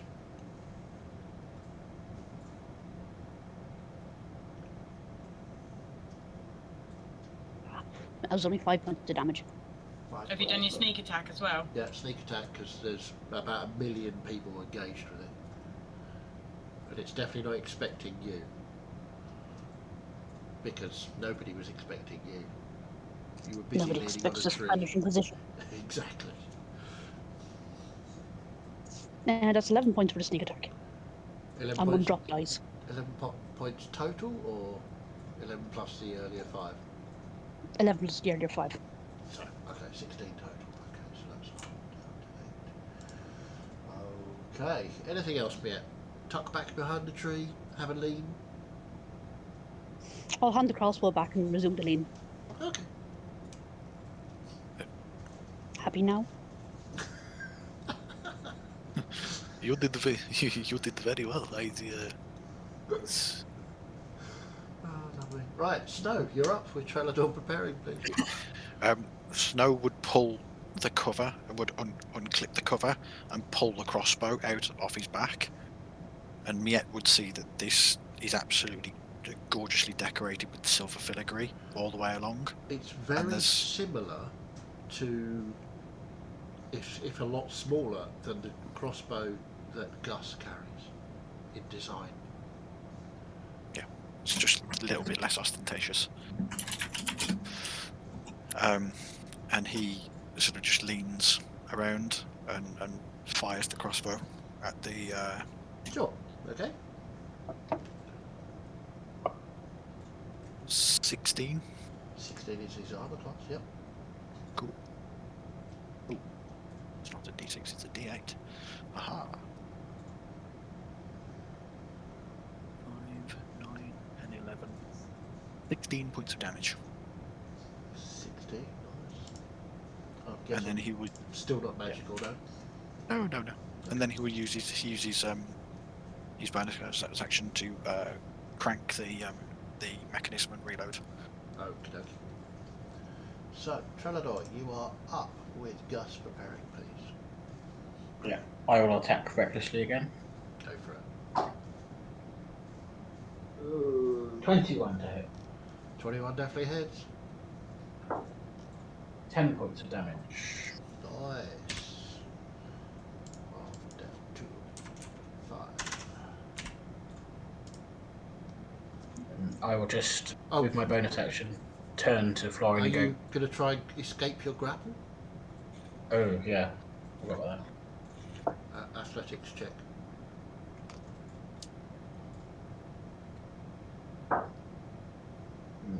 No. 8. 8. No, you are still grappled. Do you get advantage because of your rage? Yes, because it's a strength-based check, so yes, you do. Okay, thank you. I'm going to be the sinner here and say, can he do that if he's already attacked it? No, actually, he can't. I do. Sorry, thank you. No, he can't. Action. But Oh. I should have told him first off that he could do an action. Yeah, I forgot or that was attack. But grappled. you attacked. That's so fine. That's fine. Sorry. So, Gus. No, it's fine. It's fine. Somebody ought to, be paying attention. Gus, you're up with Yorick preparing, please. Okay. I will try to hit the bloody thing again. Go for it. Different dice, is it? Yes. Oh, for 10. No, 10 does not hit. I'm just going to go and sit in a corner and weep. I think I need to get Yorick to realign my crossbow. Maybe you need to give it to me yet. Ha ha ha. Anything think else, Gus? No, that's it. I'll use my bonus. Oh no, I'll get my bonus action to get Bridget. Bridgerous? Yes. Who's he attacking this time? Well, that's 19, so it's going to be the baddie. Okay, roll your damage. D6 plus. So that's 6 points of fire damage. Nice.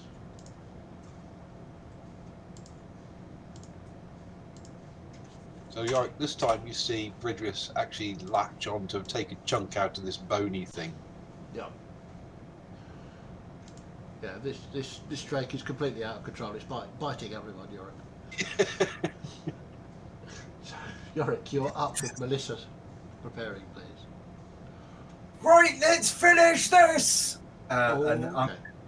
I'm going to have a big swing, and obviously You can have advantage because it's engaged. Yay. I'm very happy for it. With the flanking stuff. And, I'm at +6 on that. Yeah, that's a 22. Yep, that hits. And you can add another D6 of fire damage as this willowy tendril comes out and attaches to your hammer again. A flame. Thank you, James. Don't forget to take -1 off your damage roll, please. Well, I'll take that one that I rolled on the D6 off then. Okay. No, don't do that because that's fire damage. That's good. It's magical damage, isn't Oh, right. Yeah, fair point. Fair point. Yeah, Okay. Yeah, the one is off your weapon damage, not your anything else. Yeah, I was just talking numbers. Okay. Okay, so it would be 10, so it's 9 bludgeoning Okay. and 1 fire.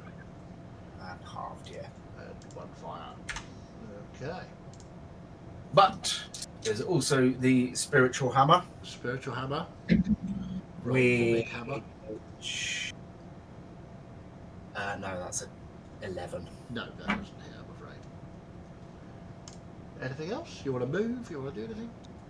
I will stay where I am. That's it. Thank you. Okay. Melissa, you are up with Celeste preparing, please. Seeing as that was a bit more effective than my arrow, I'm going to shoot another Eldritch Blast off again. Go for it. That's a natural 20. Yes, that will definitely hit. D10, D10. That is 10 points of force damage Nice. and 8 points of necrotic damage. Ooh, 4, still significant. This thing is starting to look a little raggedy. 14 total.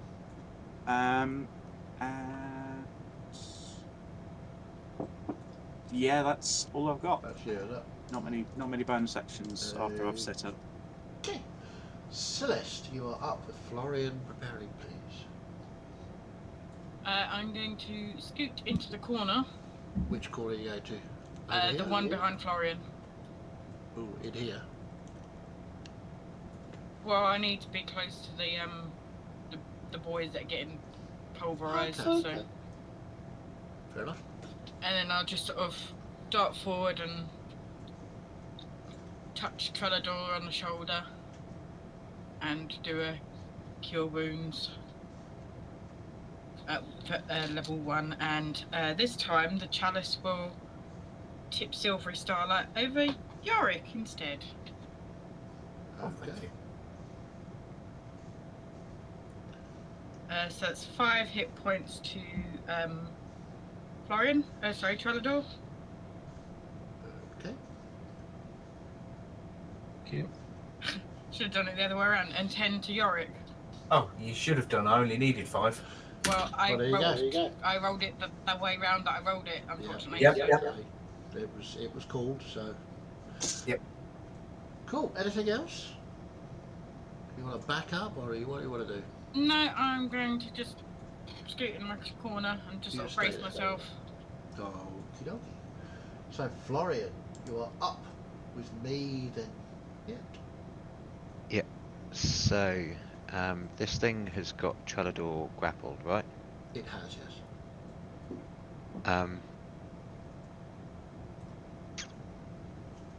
In that case, I am going to...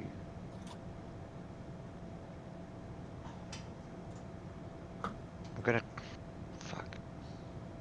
You're You're gonna fuck it. Wow. It is quite bony. Has got a bit of a boner.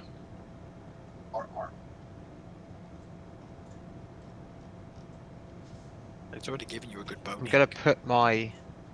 I'm going to try and... So, this is me trying to help, okay? I'm using my action to help, God. Oh dear. right? And because Trellador's looking pretty battered at the minute, isn't he? I'm right. He's looking alright. Hey, he's alright. Barbarian. Okay. Not all Oh, of then- us have single-digit hit points like you. I'll just try and hit it then. I don't just heal you, you know, Florian. You can do whatever you wish to do, Florian. No, I'll just try and hit If- it. I if you thought wanna- Trellador looked worse than what he was. He's looking a little bruised, but he seems to be alright. Probably more angry than anything. I don't hit it with the quarterstaff. Do you not? Oh, okay. No. But I will go in for an unarmed strike on it then.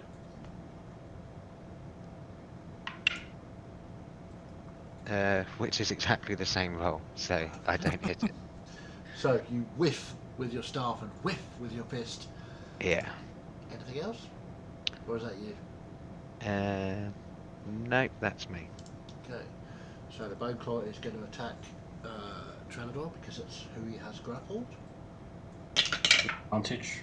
And because that was a natural one. That is a 14 to hit.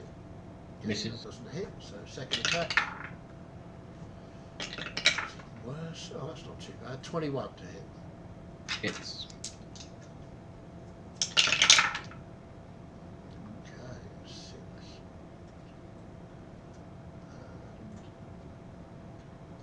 18 points of piercing damage as the claws start to dig in, halved to 9 because you're raging. Yeah. Merely a flesh wound. Merely a flesh wound, so that's its go. Miette, you are up with snow preparing. Yeah, I'm gonna hold up my paws for the crossbow again.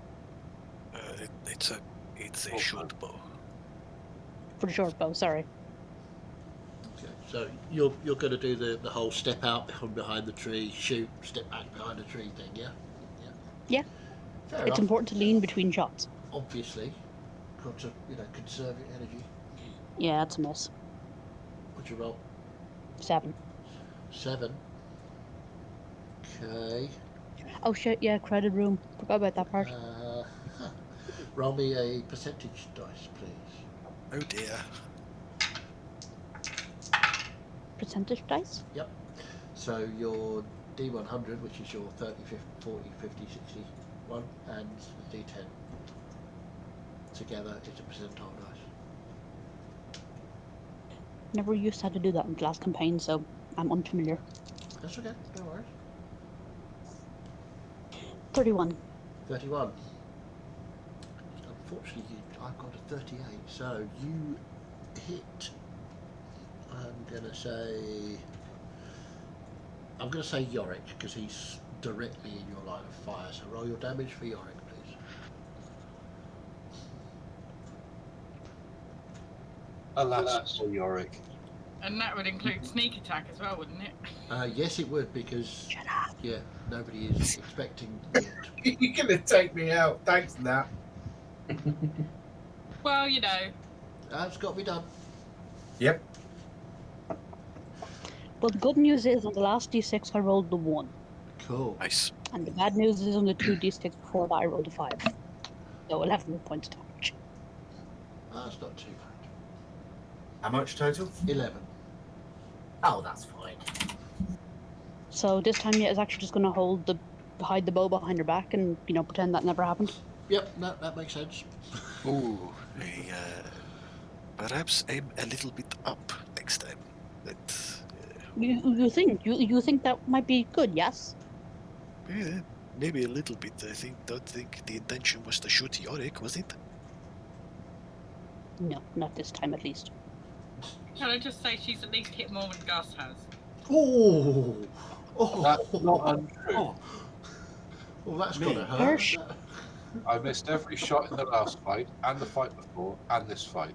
The only thing I've actually shot in this bloody campaign is a wall sconce. Yep, Rangers, they're amazing.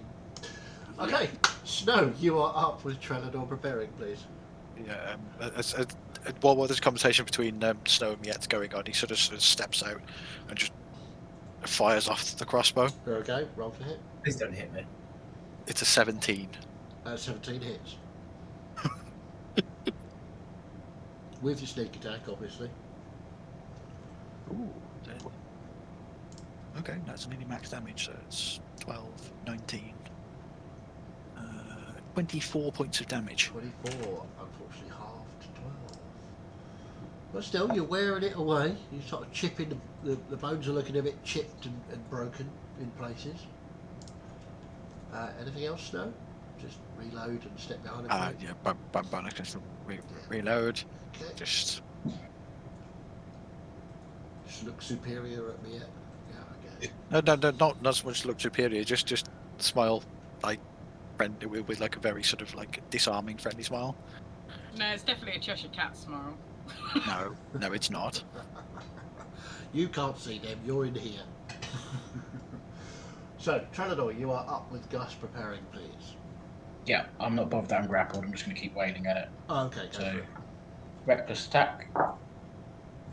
Ooh, 21 to hit. 21 definitely hits. That's bad. 14 points. No, 14 because of the weapon being Yep. crossed. Okay, half. 14. 7. Sweet. Anything else? No, that's me. Okay. Gus, you're up with Yorick preparing, Right. please. I'm going to do it this time. Okay. Roll for it for you. I've thrown 3 3s in a row on 3 different dice, including D&D Beyond, so that's another 10. Nope. Afraid not. Bonus action's going to be for Bridris. to attack. And that's non-natural 20. Yep, that definitely hits. Bridris has done more damage than Gus. Yep. All in favour of swapping Gus and Bridris. 7 points of fire damage. Nice. You can see the bones are looking a little scorched now, where Bridris is sort of like hitting it around the groin area. Yorick, you are up with Melissa preparing, please. Right. If I try to take a step backwards, is he gonna hit me, or is he too busy? No, with he's got Trelador grappled. Oh yeah, cool. So I'm gonna take a step back. Yep. And I'm gonna try the guiding bolt on him. Go for it. Might as well try and use all my spells. Might as well. It's not like Do you I? need- If do I get advantage because direction, grappled, engaged? No, Oh, because spell. But There's a melee attack, yeah. Shit. Okay, Also not engaged yet. that's a 12 to hit. No, unfortunately not. Okay, well let's try with the spiritual hammer. Please be better. No, it's not better. Oh dear. So no, It's 13 to hit. no, So that doesn't hit either. Dwarves are rubbish, apparently. Like it. there we go. Okay. We've lost a Debbie. We've lost Oh our no, Miette. no, we haven't. A picture just comes on and off sometimes. Okay, cool. Melissa, you are up with Celeste preparing, please. Eldritch Blast seems to be working, so I'm just going Yeah. to keep going that way. Feels weird to be an archer using a spell, but These things happen. that's an 18 to hit. 18 definitely hits. Adapt and overcome. Oh, I'm changing this D10 out. It's 3 points of force damage and 6 points of necrotic damage. Okay, so 3 and 3. Okay, anything else, Melissa? Nope. Nope. Okay. Don't have anything useful I can do with that. Celeste, you're up with Florian preparing, please. Can you tell what I'm going to do? No. Heal. Could be. Guiding bolt? I don't have any left. I'd have to use a spell slot, and I've got to use them for healing. I'm going to cast Cure Wounds on Falador. And Chalice. Oh, Yorick. But he's disappeared for a minute. It's alright, we can tell him.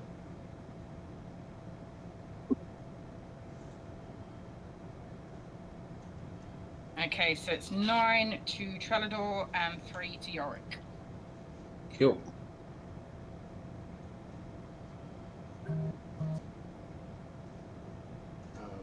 Okay. Anything else, Celeste? That is all.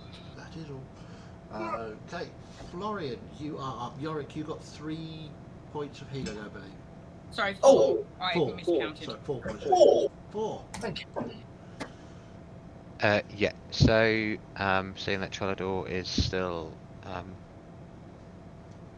grappled, I'll take another swing with my quarterstaff. Go for it. Straight roll, as I... Or- Yeah. Unless you want to move around behind it. if I can get round behind get it without flanky. leaving its Yeah, you can squeeze around behind the wall. Stand in front of Yorick. Bearing in mind that, you know, traditionally, that's sort of the pincushion area.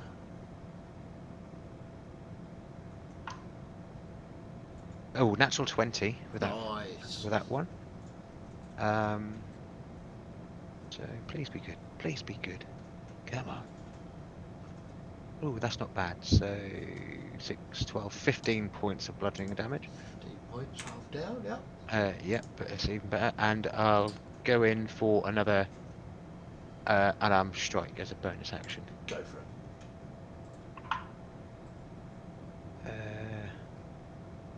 That actually misses with advantage. It's only 15.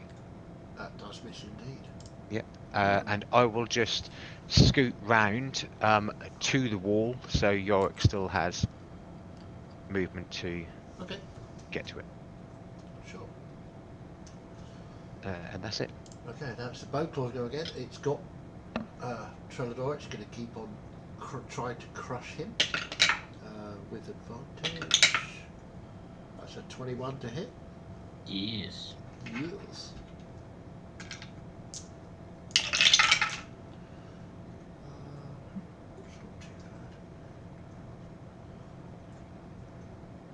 That's 23 points of piercing damage, halved. 2, To 11. 11. Second attack. So 25 to hit. Yep. That is 10, 21 points, halved down to 10. Excellent.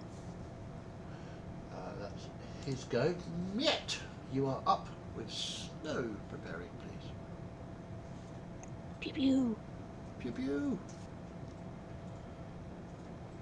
Having learned nothing from shooting an ally last round. That's an 18. 18 hits. Still get sneak attack. Yeah, yeah. It's very busy. 16 points of damage. 16. Nice. Half Nice. down to 8. I'm assuming that's your lot, is it? Yes, thank you. Okay. Snow, then Trellador. Okay, I'm not using that dice because that dice only knows how to roll an 8 or a 9, so let's change yeah, dice. Yeah, the clues are the 8s and 9s all over it. That's a 9 for 16. 16 just hits, because 16 is what you need.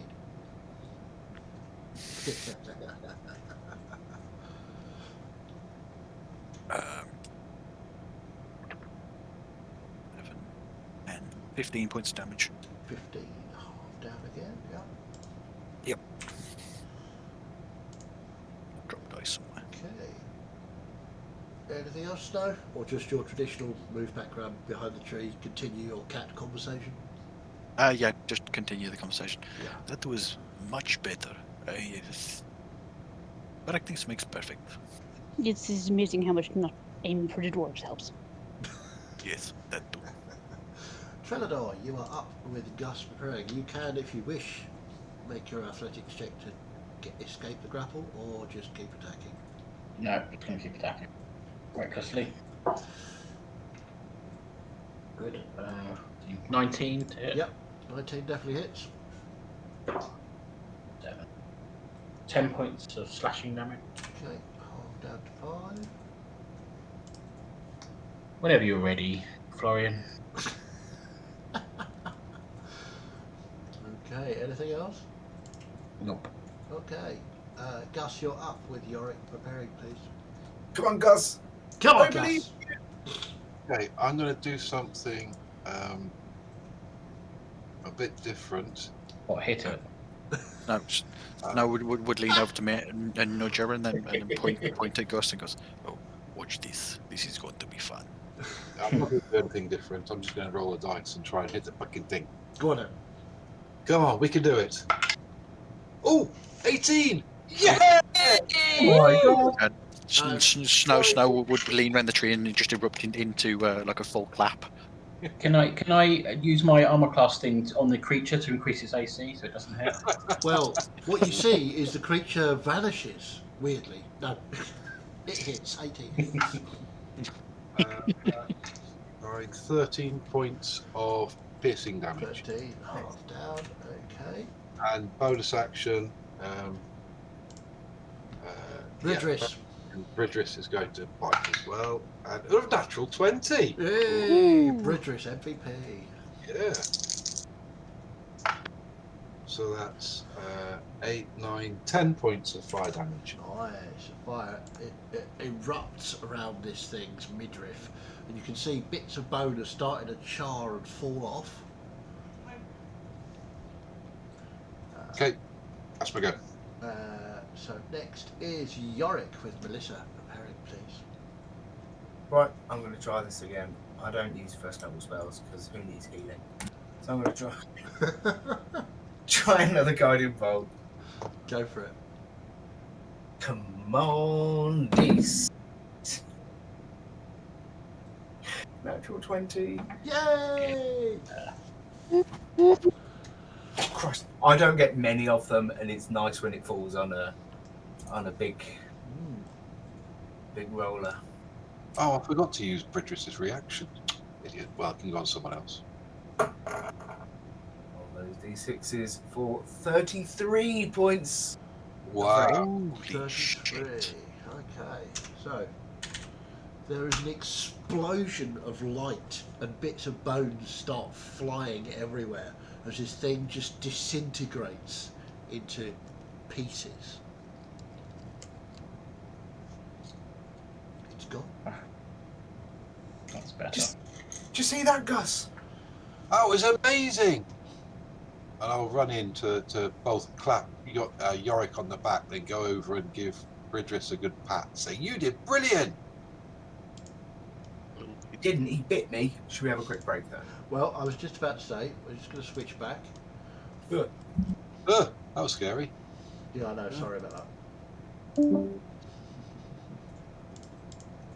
Oh, we lost someone. Who did we lose? Left. We lost Jay. Okay. Woo. Okay. Everything went a bit weird there, didn't it? Not like that. Did it do what it usually does to me, which is shut Discord down and restart Discord completely? It just disappeared and then reappeared on my other screen. and reconnected me. It was weird. Yep. I don't How know. weird.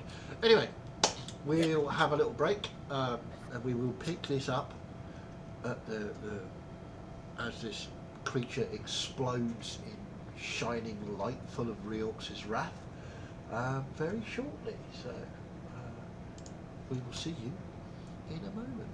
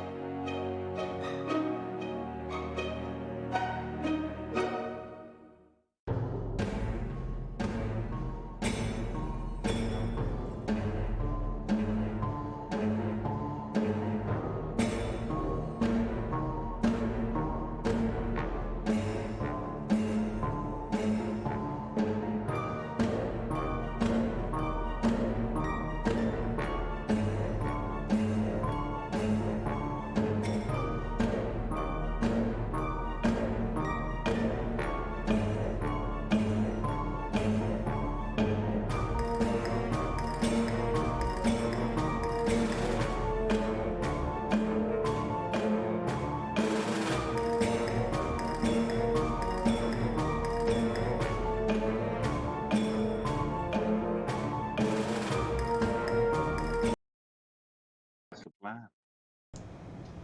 Welcome back. So we pick up the action, or rather, just after the action, as the bone claw disintegrates into shards of bone. Trelador, as you were being grappled by this thing, I want you to make a dexterity saving throw, please. Does danger sense come into this? Is it an effect I can see? Yeah, you can definitely see it because there's bits of bone flying everywhere. Okay, so I get advantage. Which is good because I've got a natural 20 and a 3, so 23. So you only take 4 points of piercing damage, as one of Am its. You can half that to 2. I was going to say I'm still technically ready. Yeah, as one of its claws just sticks in you, and the rest of it just sort of rips across your chest as the rest of it disintegrates. So you've got this huge. I mean, the claw is at least sort of 12, 15 inches long. It's just sticking out of your chest. I'm just going to leave it there for a bit. Looks pretty cool. You're it. Trelador. What? Why have you got an arrow sticking out your back? I don't. Do I? And I'll try and pull it out for him and give it to him. If Trelador turns to face me, I will brace my hand on his shoulder and pull the claw and do a cure wounds at the same time. Doesn't hurt. You can leave it. Fine. I can cope with it. No, would sort of take the bow and put it. Just stay Make, still, please. make a deception check, please, Trelador. Make a what check? A deception check. It does hurt. Natural 20. Apparently it doesn't hurt. You've never seen 4. such stoicness. Oh, For 19. Doesn't matter, I'm still doing it anyway. I mean, not all of us just keep falling down during fights, Florian. And because I'm still in my starry form, the extra will go on to Yorick. Florian, move across a bit. We can't see you. We can only see Just half while of your all of face. this is going on, as Florian doesn't particularly like this place, he wants to quickly go over to where the sarcophagus tomb, whatever it is, Yeah. where the bone claw came out. If the lid's still off, The lid is sort of pushed to the side. yep. Still I just sort want to have a look balancing, into but it to see if it was just a resting place or whether it was if there's steps or anything going down. Make a 8 deception to check. Trelador and 6 to Yorick. Nice. Ooh, that's quite nice. Yorick, I'm all out of magic, so if anybody else needs healing, it's going to fall to you, I'm afraid. Yeah, Really? right. Did you use all your spells during that fight? Didn't see you do much. I tried my best to keep everybody alive, Trelador, and that included you. Well, you hit me to start off with. I must say that was quite a powerful spell, so well done there. But next time, try and hit the enemy. 21 for perception. Nice. So, looking into this tomb, or this sarcophagus crypt, if you will, you sort of push back the lid to get a little bit more light. What light there is in here, it is quite dim. And you look down into it, and the smell of rotting flesh is just combined with the rust everywhere down here. It is absolutely reeks. And you look down, and you can indeed see stairs going down into the darkness. But there it is slick with blood, bits of flesh, bones, half rusted things. You're not sure what some of them are. Some of them might have been weapons or armour at some point, but they're just a mess right now. Right, Yorick, you ready? Go for it. I'll pull the arrow out of his back and then give it to him. See, I recognise this. This is one of Snow's, isn't it? What's Snow doing shooting you in the back? Anyway, you know the rules. When there's monsters, there's always treasure. They've got a hoard of treasure somewhere, so let's go find it. Yep. As interesting as treasure does sound, you guys, that crypt, this crypt is, well, looks like it was definitely its way in and out of here. And getting into the city, there's stairs going down, and I don't fancy going down when Oh, we gotta be at you're right. nearby. I'll jump in there and start going downstairs. Okay. So make me a dexterity saving throw because you're not really looking where you're going, and it's very slippery and slick with blood and body parts. You've got to admire their enthusiasm. 18. 18. Yeah, you're fine. I Let's go. apologize, Melissa. I still haven't gotten used to their just get things done and do it. It's all fine. I mean, we were gonna have to probably check down there. It was mighty impressive fighting from y'all. Come on, Bridges. Might be worth Okay. keeping hold of that claw. Celeste. Mm-hmm. Be a good bit of evidence. Is there anything left of the rust monster? There is not. It appears to be a very nasty-looking patch of acidic goo on the floor. I'm gonna pull out a torch, strike it a light, head down the stairs following after Gus.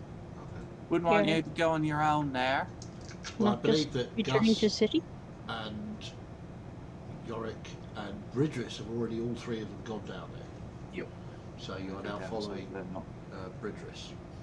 Yes. Mighty big lizard. I'll follow Melissa as she goes down. Anybody else, or just leaving him to it? I'm going to look back to see what the rogues are doing. What are the rogues doing? Far, far away. So, Snow's just sort of leaning against the tree with his crossbow on one shoulder. I think they're I'm going going to give- exploring. I'm going to give Snow a look of, do we have to? And then sort of Snow will sort of sign to her. I suppose, yes. I can smell it from here. You can. The longer that tomb lid stays open, the further that smell goes out. It is not pleasant. And then the Snow will just start to saunter across.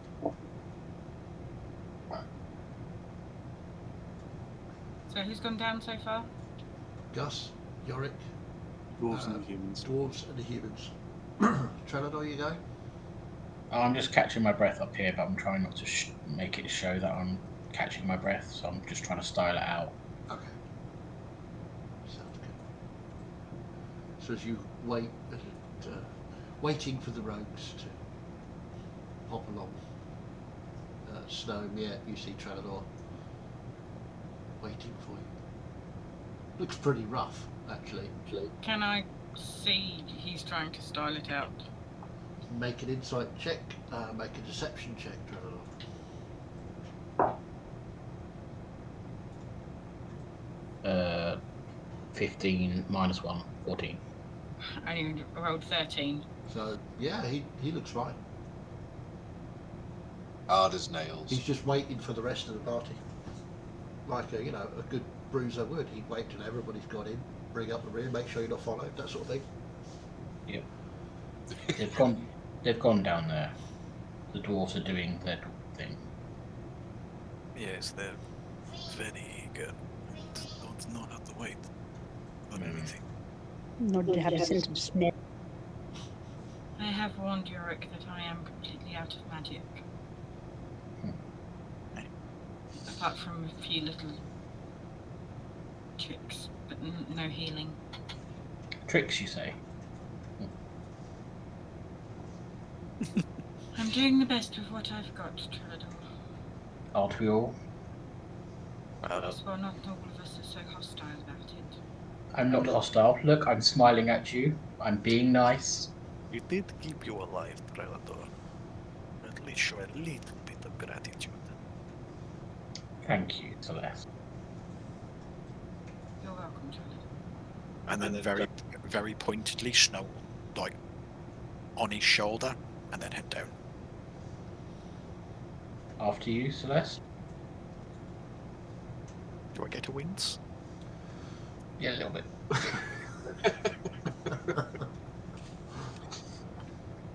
And I'll just sort of nod at Trellador and just carefully descend. Yeah, I'll just make sure I'm the last one. Okay.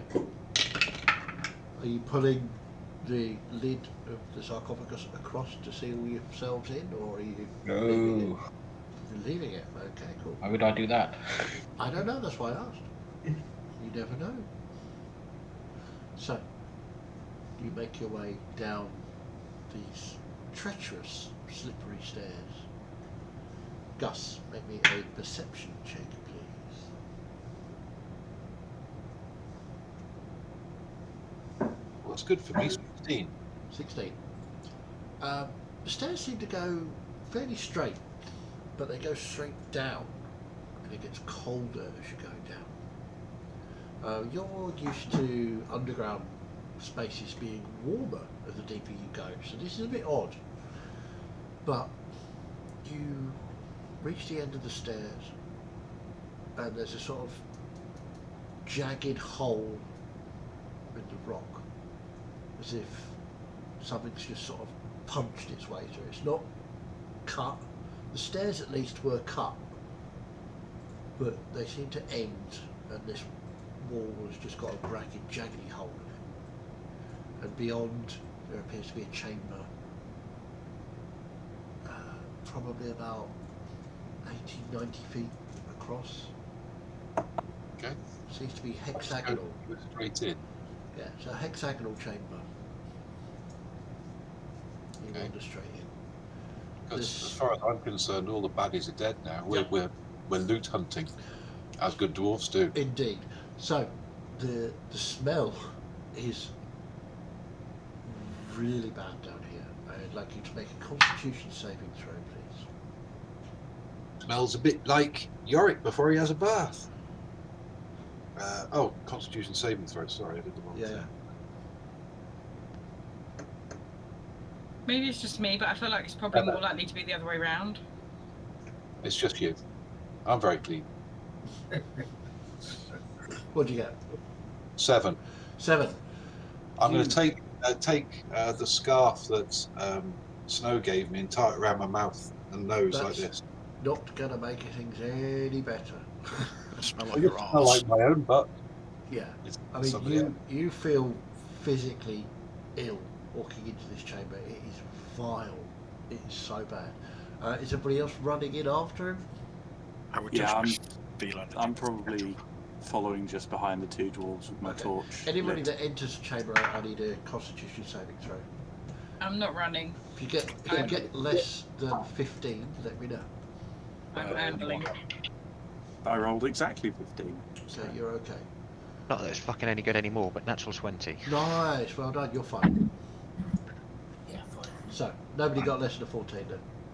Oh, sorry, 15. You did. Have you got into the chamber then? I wasn't being left behind. Well, not all of us have gone in, so I didn't know if you... So yeah, if you're going in, I need the roll. If you're not, then you don't need to. I'm not going in yet. Does any of this look kind of familiar for what you've been learning about, Melissa? I'll kind of be taking a look around, taking in what this underground chamber looks like. Is it just a literal graveyard crypt? Make a perception check. Oh? What do we? Apart from the stink, which is nasty, you can see piles of stuff, whatever that is, goop, I can infer. nastiness, bits of arms sticking out of piles of things, feet. It is, as I said, it's a hexagonal chamber. Seems to be crafted stonework on the walls. The top, the roof appears to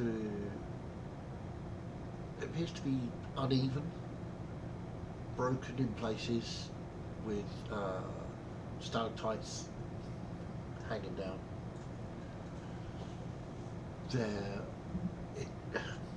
It doesn't look anything to do with a burial chamber. There's no sort of recesses for burial urns or coffins or anything.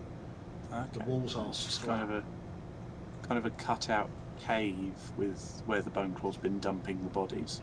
Yeah, you get the fact that there's a sort of space where you can see that it probably sat and ate whatever it had found, and you can see evidence of the rust monster being down here as well. I'm gonna suggest, Gus, Yarick, that you ain't gonna find much treasure down here. Well, Yorick, you go have a look. I'm feeling a bit queasy. I wouldn't recommend it. It looked like piles of dead bodies. Celeste? While they're exploring, can I start casting Detect Magic as a ritual? Of course, yeah. Can I pull out one of my torches, light it off Melissa's, just so we've got a bit more light, and I'll just be like, don't worry, Melissa, I'm not going to go far. And can I just have a look at like the first couple of bits of walls to the left and right of us to see if there's any carvings or anything on them? Make an investigation check.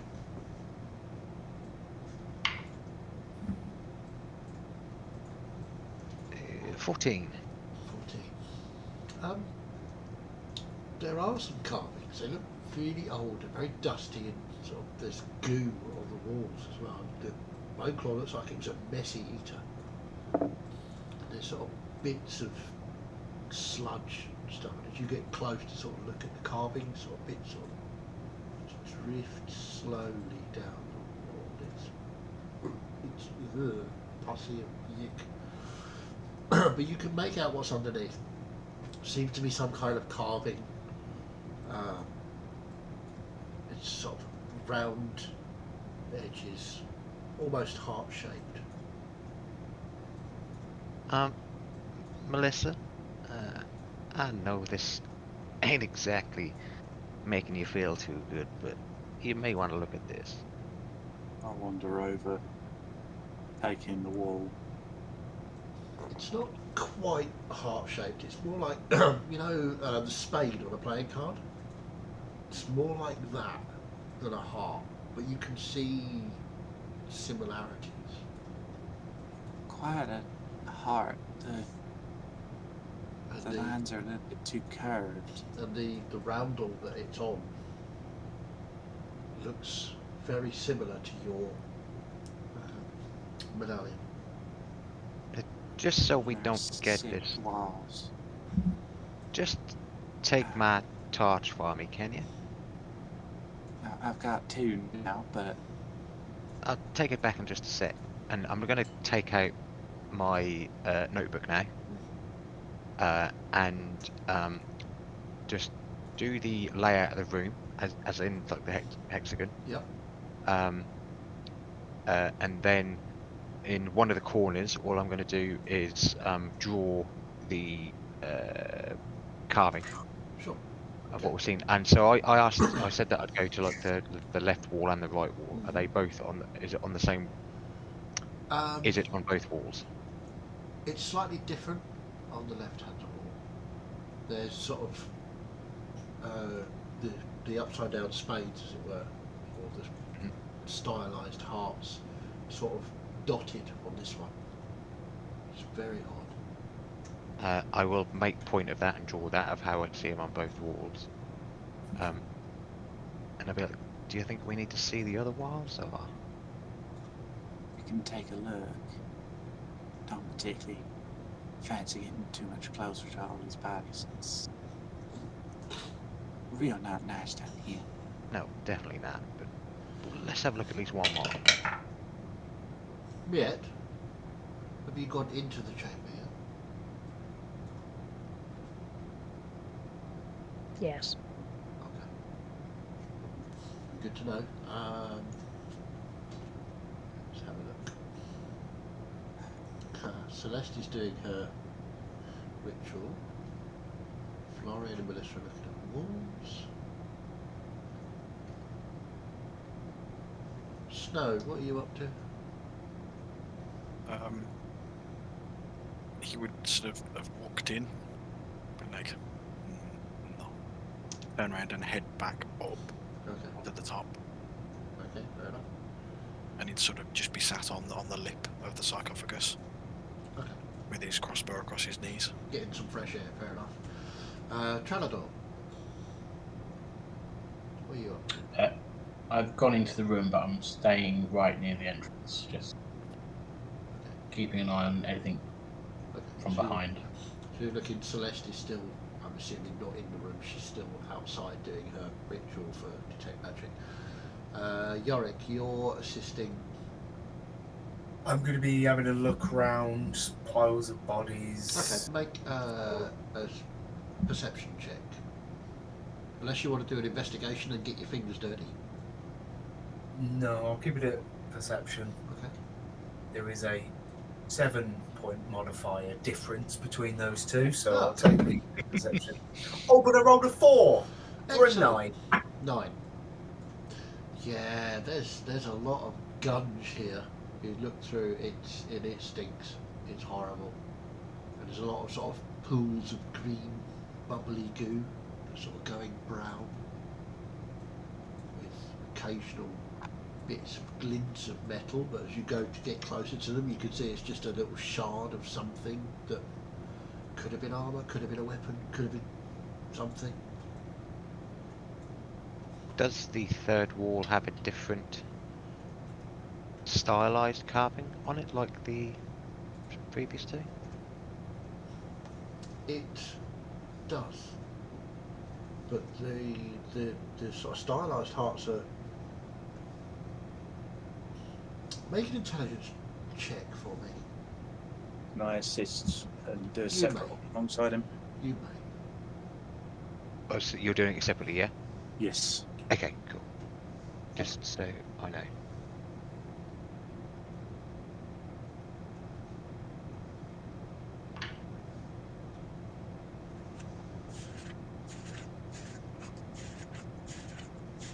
Uh, 16.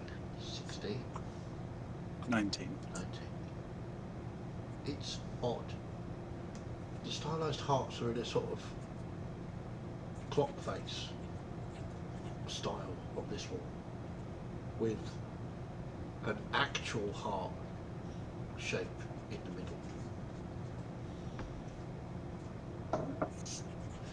Trenador, as you're looking back and forth,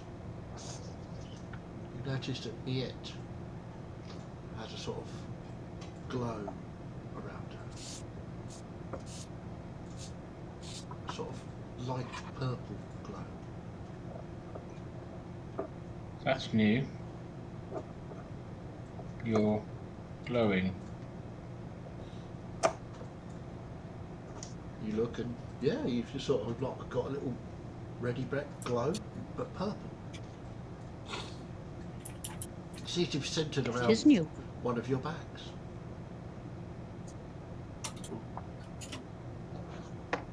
And that's where we'll leave it for today. Ooh. Yeah, Celeste gave it to me, yeah, didn't she? So, thank you all very much for playing. That was fun, wasn't it? Yeah, I wrote my backstory as being, you know, happy, kind of could be interpreted as a cult religion. I wasn't expecting Could be. this amount of chaos. Is Be interpreted as cult religion is cult religion. pretty much, yeah. Yeah, I wasn't expecting this much history. Well, you know. I mean, Chaz, Yeah. the way just at some point, can you just send over what each of the carvings were, how they were on each of the walls? Sorry, please. Well, I can just tell you because it saved me drawing it all out. You've got the first wall was basically looks like Melissa's amulet. Yeah. So the hearts all sort of joined together, but they were more pointed. Yep. as spades. The second wall was just these stylised upside down spade cards, sort of dotted about in no discernible pattern. And the third was in a round circle but spaced out like a clock face, with a one that was an actual heart shape in the middle. Obviously not an actual heart, but this the representation of the heart. Yeah. Okay. For those among us Also- that medical professionals. Because it may be pertinent to what's going to happen next session. Did we level? No, you didn't. But nice question. Nice I'll question. tell So, you, Bob. again, we can do sort of 10 minutes or so of question and answers. I obviously won't be spoiling anything, but I'm happy to answer questions, or chat can answer questions, ask questions. And there is one very important thing we need to do that we neglected to do last week, which was, I mean, I'm not sure I'm ever going to forgive myself, but we need to ask Els who her favourite character is. Oh, definitely. If she would like to answer. She may not want to answer. So, Els, who is your favourite character of Campaign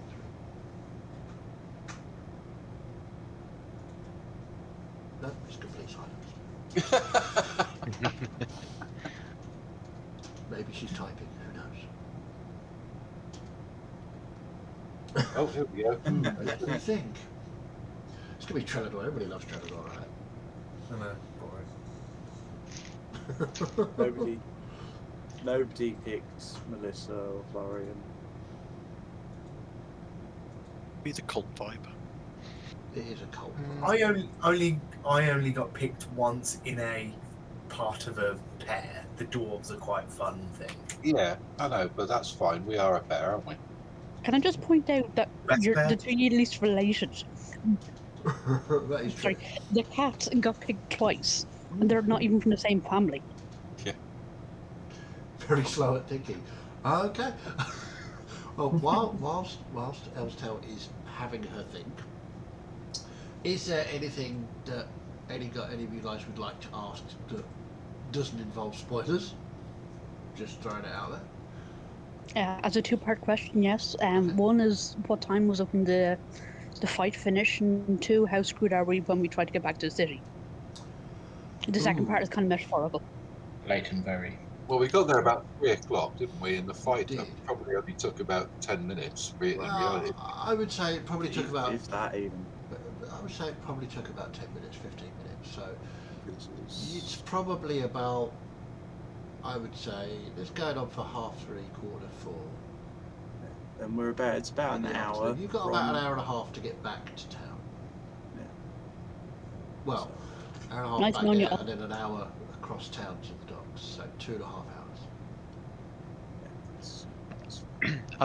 No, I, If that was now, then Bridris would have boofed away again. yeah. So, and just to clarify, I thought that the boat was going tomorrow. It is, yeah. Or whenever, yeah. So 3 o'clock Three tomorrow o'clock. afternoon. We just wanted to get back before dark so we didn't get eaten by fog. yeah, no, completely get that. It's just that Chad said it would take us about an hour to get back into the city, but then an hour and a half to get back. To No, the an hour and a half docks. to get back to the city. Yeah. An hour to get back to the docks. So 2.5 hours.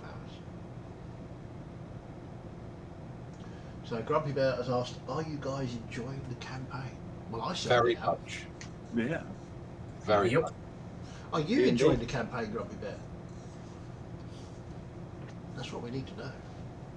And the same question for Elstel. We've got a You're hell yeah from bombarding Grumpy with Bear. questions now. You're going to cause yourself trouble. Obviously. I'm always in trouble, James. You should know that by now. You see an arm reach across and slap him on the back of the head. Yep. No, I'm enjoying it very much. Yeah, Elstel says it's really good fun. Still not answering the first question about who her favourite character is, so we may never know. We may never find out. Maybe it's one of the NPCs. Maybe. I've just got this thought, just going back to the last bit of the session. I thought me and Jay made intelligence checks. Have that just now completely gone out of my mind that we got an answer for? Yeah, you did. It did. Okay, cool. Yeah, that was the one with the With the clock the, face. the real heart in the middle. Grumpy Bear thinks we should make it a rule to cosplay the characters. And yes, Miss D has decided to point to her ears. Cosplay all the time. I'm not sure we can play all the time. I shall put on some hair for you. There we go. I knew something was missing. I missed a beard. Alright, but I've got to put that on first. Obviously. Grumpy Bear would I have to say, with just the wig on, you have a bit of a Tim Minchin vibe. Yeah, that is true. Do you know what? I put it on yesterday for a call with mates, and they said, "Oh, it's a Minchin vibe." I think So it's fucking not right. helping. Yes, that would definitely help. With your long I just need to learn the piano now and be funny. That would help. Okay, so if nobody has any other questions, or Hey, that does look amazing, to be Still- fair. Still waiting on that answer. From Elstel. I don't think we're going to get one, to be fair. Answer character question. Uh-oh, Grumpy Bear's getting angry. Now, she's sweet. I don't All know. caps. I don't mean, think Grumpy Bear wins that fight. I'm just going to warn you once, Grumpy Bear. Picking a fight with Elstel's probably not the greatest thing to do. The DM is my favourite. I love you, Grumpy Bear. You're so cool. Suck up. Grumpy Bear's my favourite NPC. I'm going to make an NPC called Grumpy Bear. Is it Oh going my to stab God. everybody for no reason? Of course. Oh yeah, I meant to actually say, I think it'd be very touching if we made a special last visit via the Scarlet Chains to show for certain characters show off the matching scars to Ovis. Well, that's up to you. You can certainly do that in character. That would be fine. Grumpy Bear has apparently has milk goblin protection. That should be interesting to watch. It's going to be interesting to see what happens with Yorick and Snow's arrow that he's holding as evidence, with his blood on the end. That is going to be interesting to see. Is it betrayal? Well, we shall find out, no doubt. Especially But the seeing his- evidence is I all there. think It was in your Yorick was more attacks and concerned those with the arrows. giant lizard What that else bit need him to on the know? foot. Too many voices. Yeah, Far too many voices voices. there. The voices. They do Now not the stop. voices. I said I think Yorick's more concerned with the giant lizard that bit him on the foot, to be honest. I don't worry. I mean- I'll talk to that. I mean, that's got to be worrying Yorick, I would imagine. No doubt. I've I not been could talking about talk voicing about that well. it, don't worry. I didn't hear either of you when you spoke. Because James and I were over at the same time. Oh, James. I said I can talk Yorick out of that, no problem. You reckon, do you? Yeah. Well, I nearly attacked it back afterwards. Well, that would have been fair, even though it was a mistake.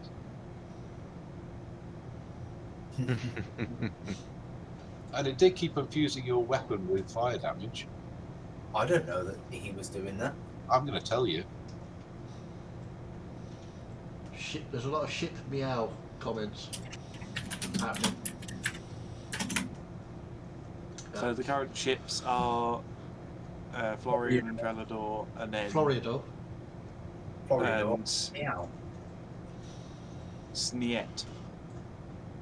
Sneert. Meow. No, I like meow better. Meow. Meow's better. Gotta be meow. Yeah. Gotta be. I remember last week I was been getting shift with Melissa, so I'll apparently make my way to the entire group. What Making my way. being old, but what does it mean? If It's it's when not float. it's when fans of something kind of assume that a relationship is going to happen between two characters. Oh, The right. relationship. Short for Oh, I see. relationship. So when I shipping. said it should be called the floating pussy, I was talking about an actual ship. Okay, Bulma. Oh, dear. Yeah, I'm going to go with what Doesn't Dan say said. needs that. Please help Wow. us. That was an old person, senior moment. That was. Yeah. Okay. But It should be moving. mentioned that with shipping usually has no bearing what actually happens in what's called the canon of the show. It's just some people who are watching might think this looks interesting. I will explore it in my own time. Yes, indeed. Just to get That away makes it from all of that, excruciating. just for a minute, Please do. I'd just like to ask Miss D, being as this is your first campaign with us, what do you think? Are you enjoying this? Is it better or worse or completely different from what you expected? I am having an absolutely brilliant fucking time, but I'm loving the character interaction, loving how much space it is for everyone. The most striking thing I've experienced so far, which is perhaps not complimentary to my previous GM, is it's so refreshing to write a character backstory and invest time and effort into it, and actually seeing it being used actively in the campaign and not just resigned to some dusty drawer somewhere. So that's really Good. awesome Well, because I love seeing little bits and details being dropped and you're kind of wondering what that's about, and then you notice on the screen someone's eyes are getting bigger and they're going pale and it's like, oh. that's what I live for, is when you go, ooh. It was coined by Dan, arc stress. Mm-hmm. Yes, Yeah, feel the It's a arc good term. stress. Very We're real. very much character story focused group. Very definitely. I like to let you guys bring your creations into the world and interact with what I've done and interact with each other. Otherwise, what's the point in you making all of this beautiful backstory if I'm not even going to use it? So I've got to use it. Well, to be fair to Chaz, he accommodated my backstory and had to change his world, or bits of it at least, Yeah, slightly yeah. to accommodate me. So I'm not going to do that a lot because that was quite difficult. But yeah, Again, the entire dwarven race and what they do is based around our backstories. Yep, it is. So that's brilliant. I get the feeling that the entirety of Dahl was based on what I wrote. Pretty much. Part of it, at least. Yep. Well, And if I can make one other comment. I've played in LARPs before where you come into the game and there's a huge wealth of history that you're supposed to know because this is how the world works and everyone knows it. Only it's not written down anywhere, so you can't actually research it or do anything about it. So the comfort that comes with you saying, so there's this clan called Wandering Gus, and everything else you make up for it is absolutely fine. So the confidence of going, yes, I am the expert in this is fantastic. Well, yeah, the dwarves are expert in their culture. You're expert. Snow is an expert. Melissa. Everyone is an expert in their own backstory and their own part of the culture that is in this world. Apart from obviously certain special people who are not of this world, but we let her away with that because we let her away with it. So, sorry, go Snow. I sort of love the interaction between Snow and Miette because they're both sort of starting to draw on aspects of the other one's personality. Yeah, definitely. I like the fact that Snow's taken a stick out of his ass. That's quite cool. Yeah, it is. I was wondering how this was going to go because traditionally, obviously, those two clans do not get along, but it does seem to be sort of a almost grudging respect is now turning into a like from Snow, and Miette's like, well, fur is turning into a sort of liking for Snow, and it's like I quite like the way that's going. It could be just a thing.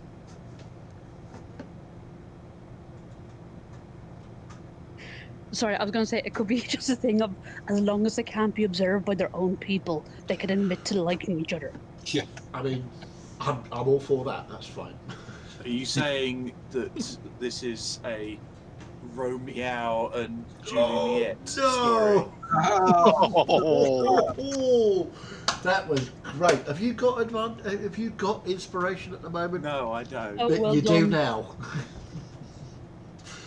That was really good. No, I like that one. wow. these two houses, unlike in Fur. In Oh, Snow's defence, he was sort of pretty stern with the captain of the ship that you were coming on board. yes, that is true. Right, So- And I I'm had a whole going- backstory planned if I wasn't allowed in the ship. Or, To be fair, not backstory, but I had a plan. that's Swim- got more to swim do with the behind fact that he's sort of leaning on his status as who he is, and he doesn't give a fuck, basically. That's cool. Okay, so I think we need to wrap it up because it's getting quite late. I know Fiddy will turn into a pumpkin, even though it's not Halloween. So one last very special thing that we must ask is, Elstel, have you decided? That she's not listening now. I'm on the edge of my seat. I'm going to fall off in a minute. We're all desperately hanging on your every word. We're just going to see a book come and hit Chaz in the face in a minute. Any minute now. Creep him out of the shop. Any minute. Sneak attack. I think there's typing. I like them. Thanks for all. Fair enough. She doesn't want to play That's favourites. That's fair enough. Okay, we'll let her have that one. Okay, so again, thank you all very much for playing and being so wonderful. Thank you for watching this, whatever this is. It's getting quite bizarre and bonkers, which we love.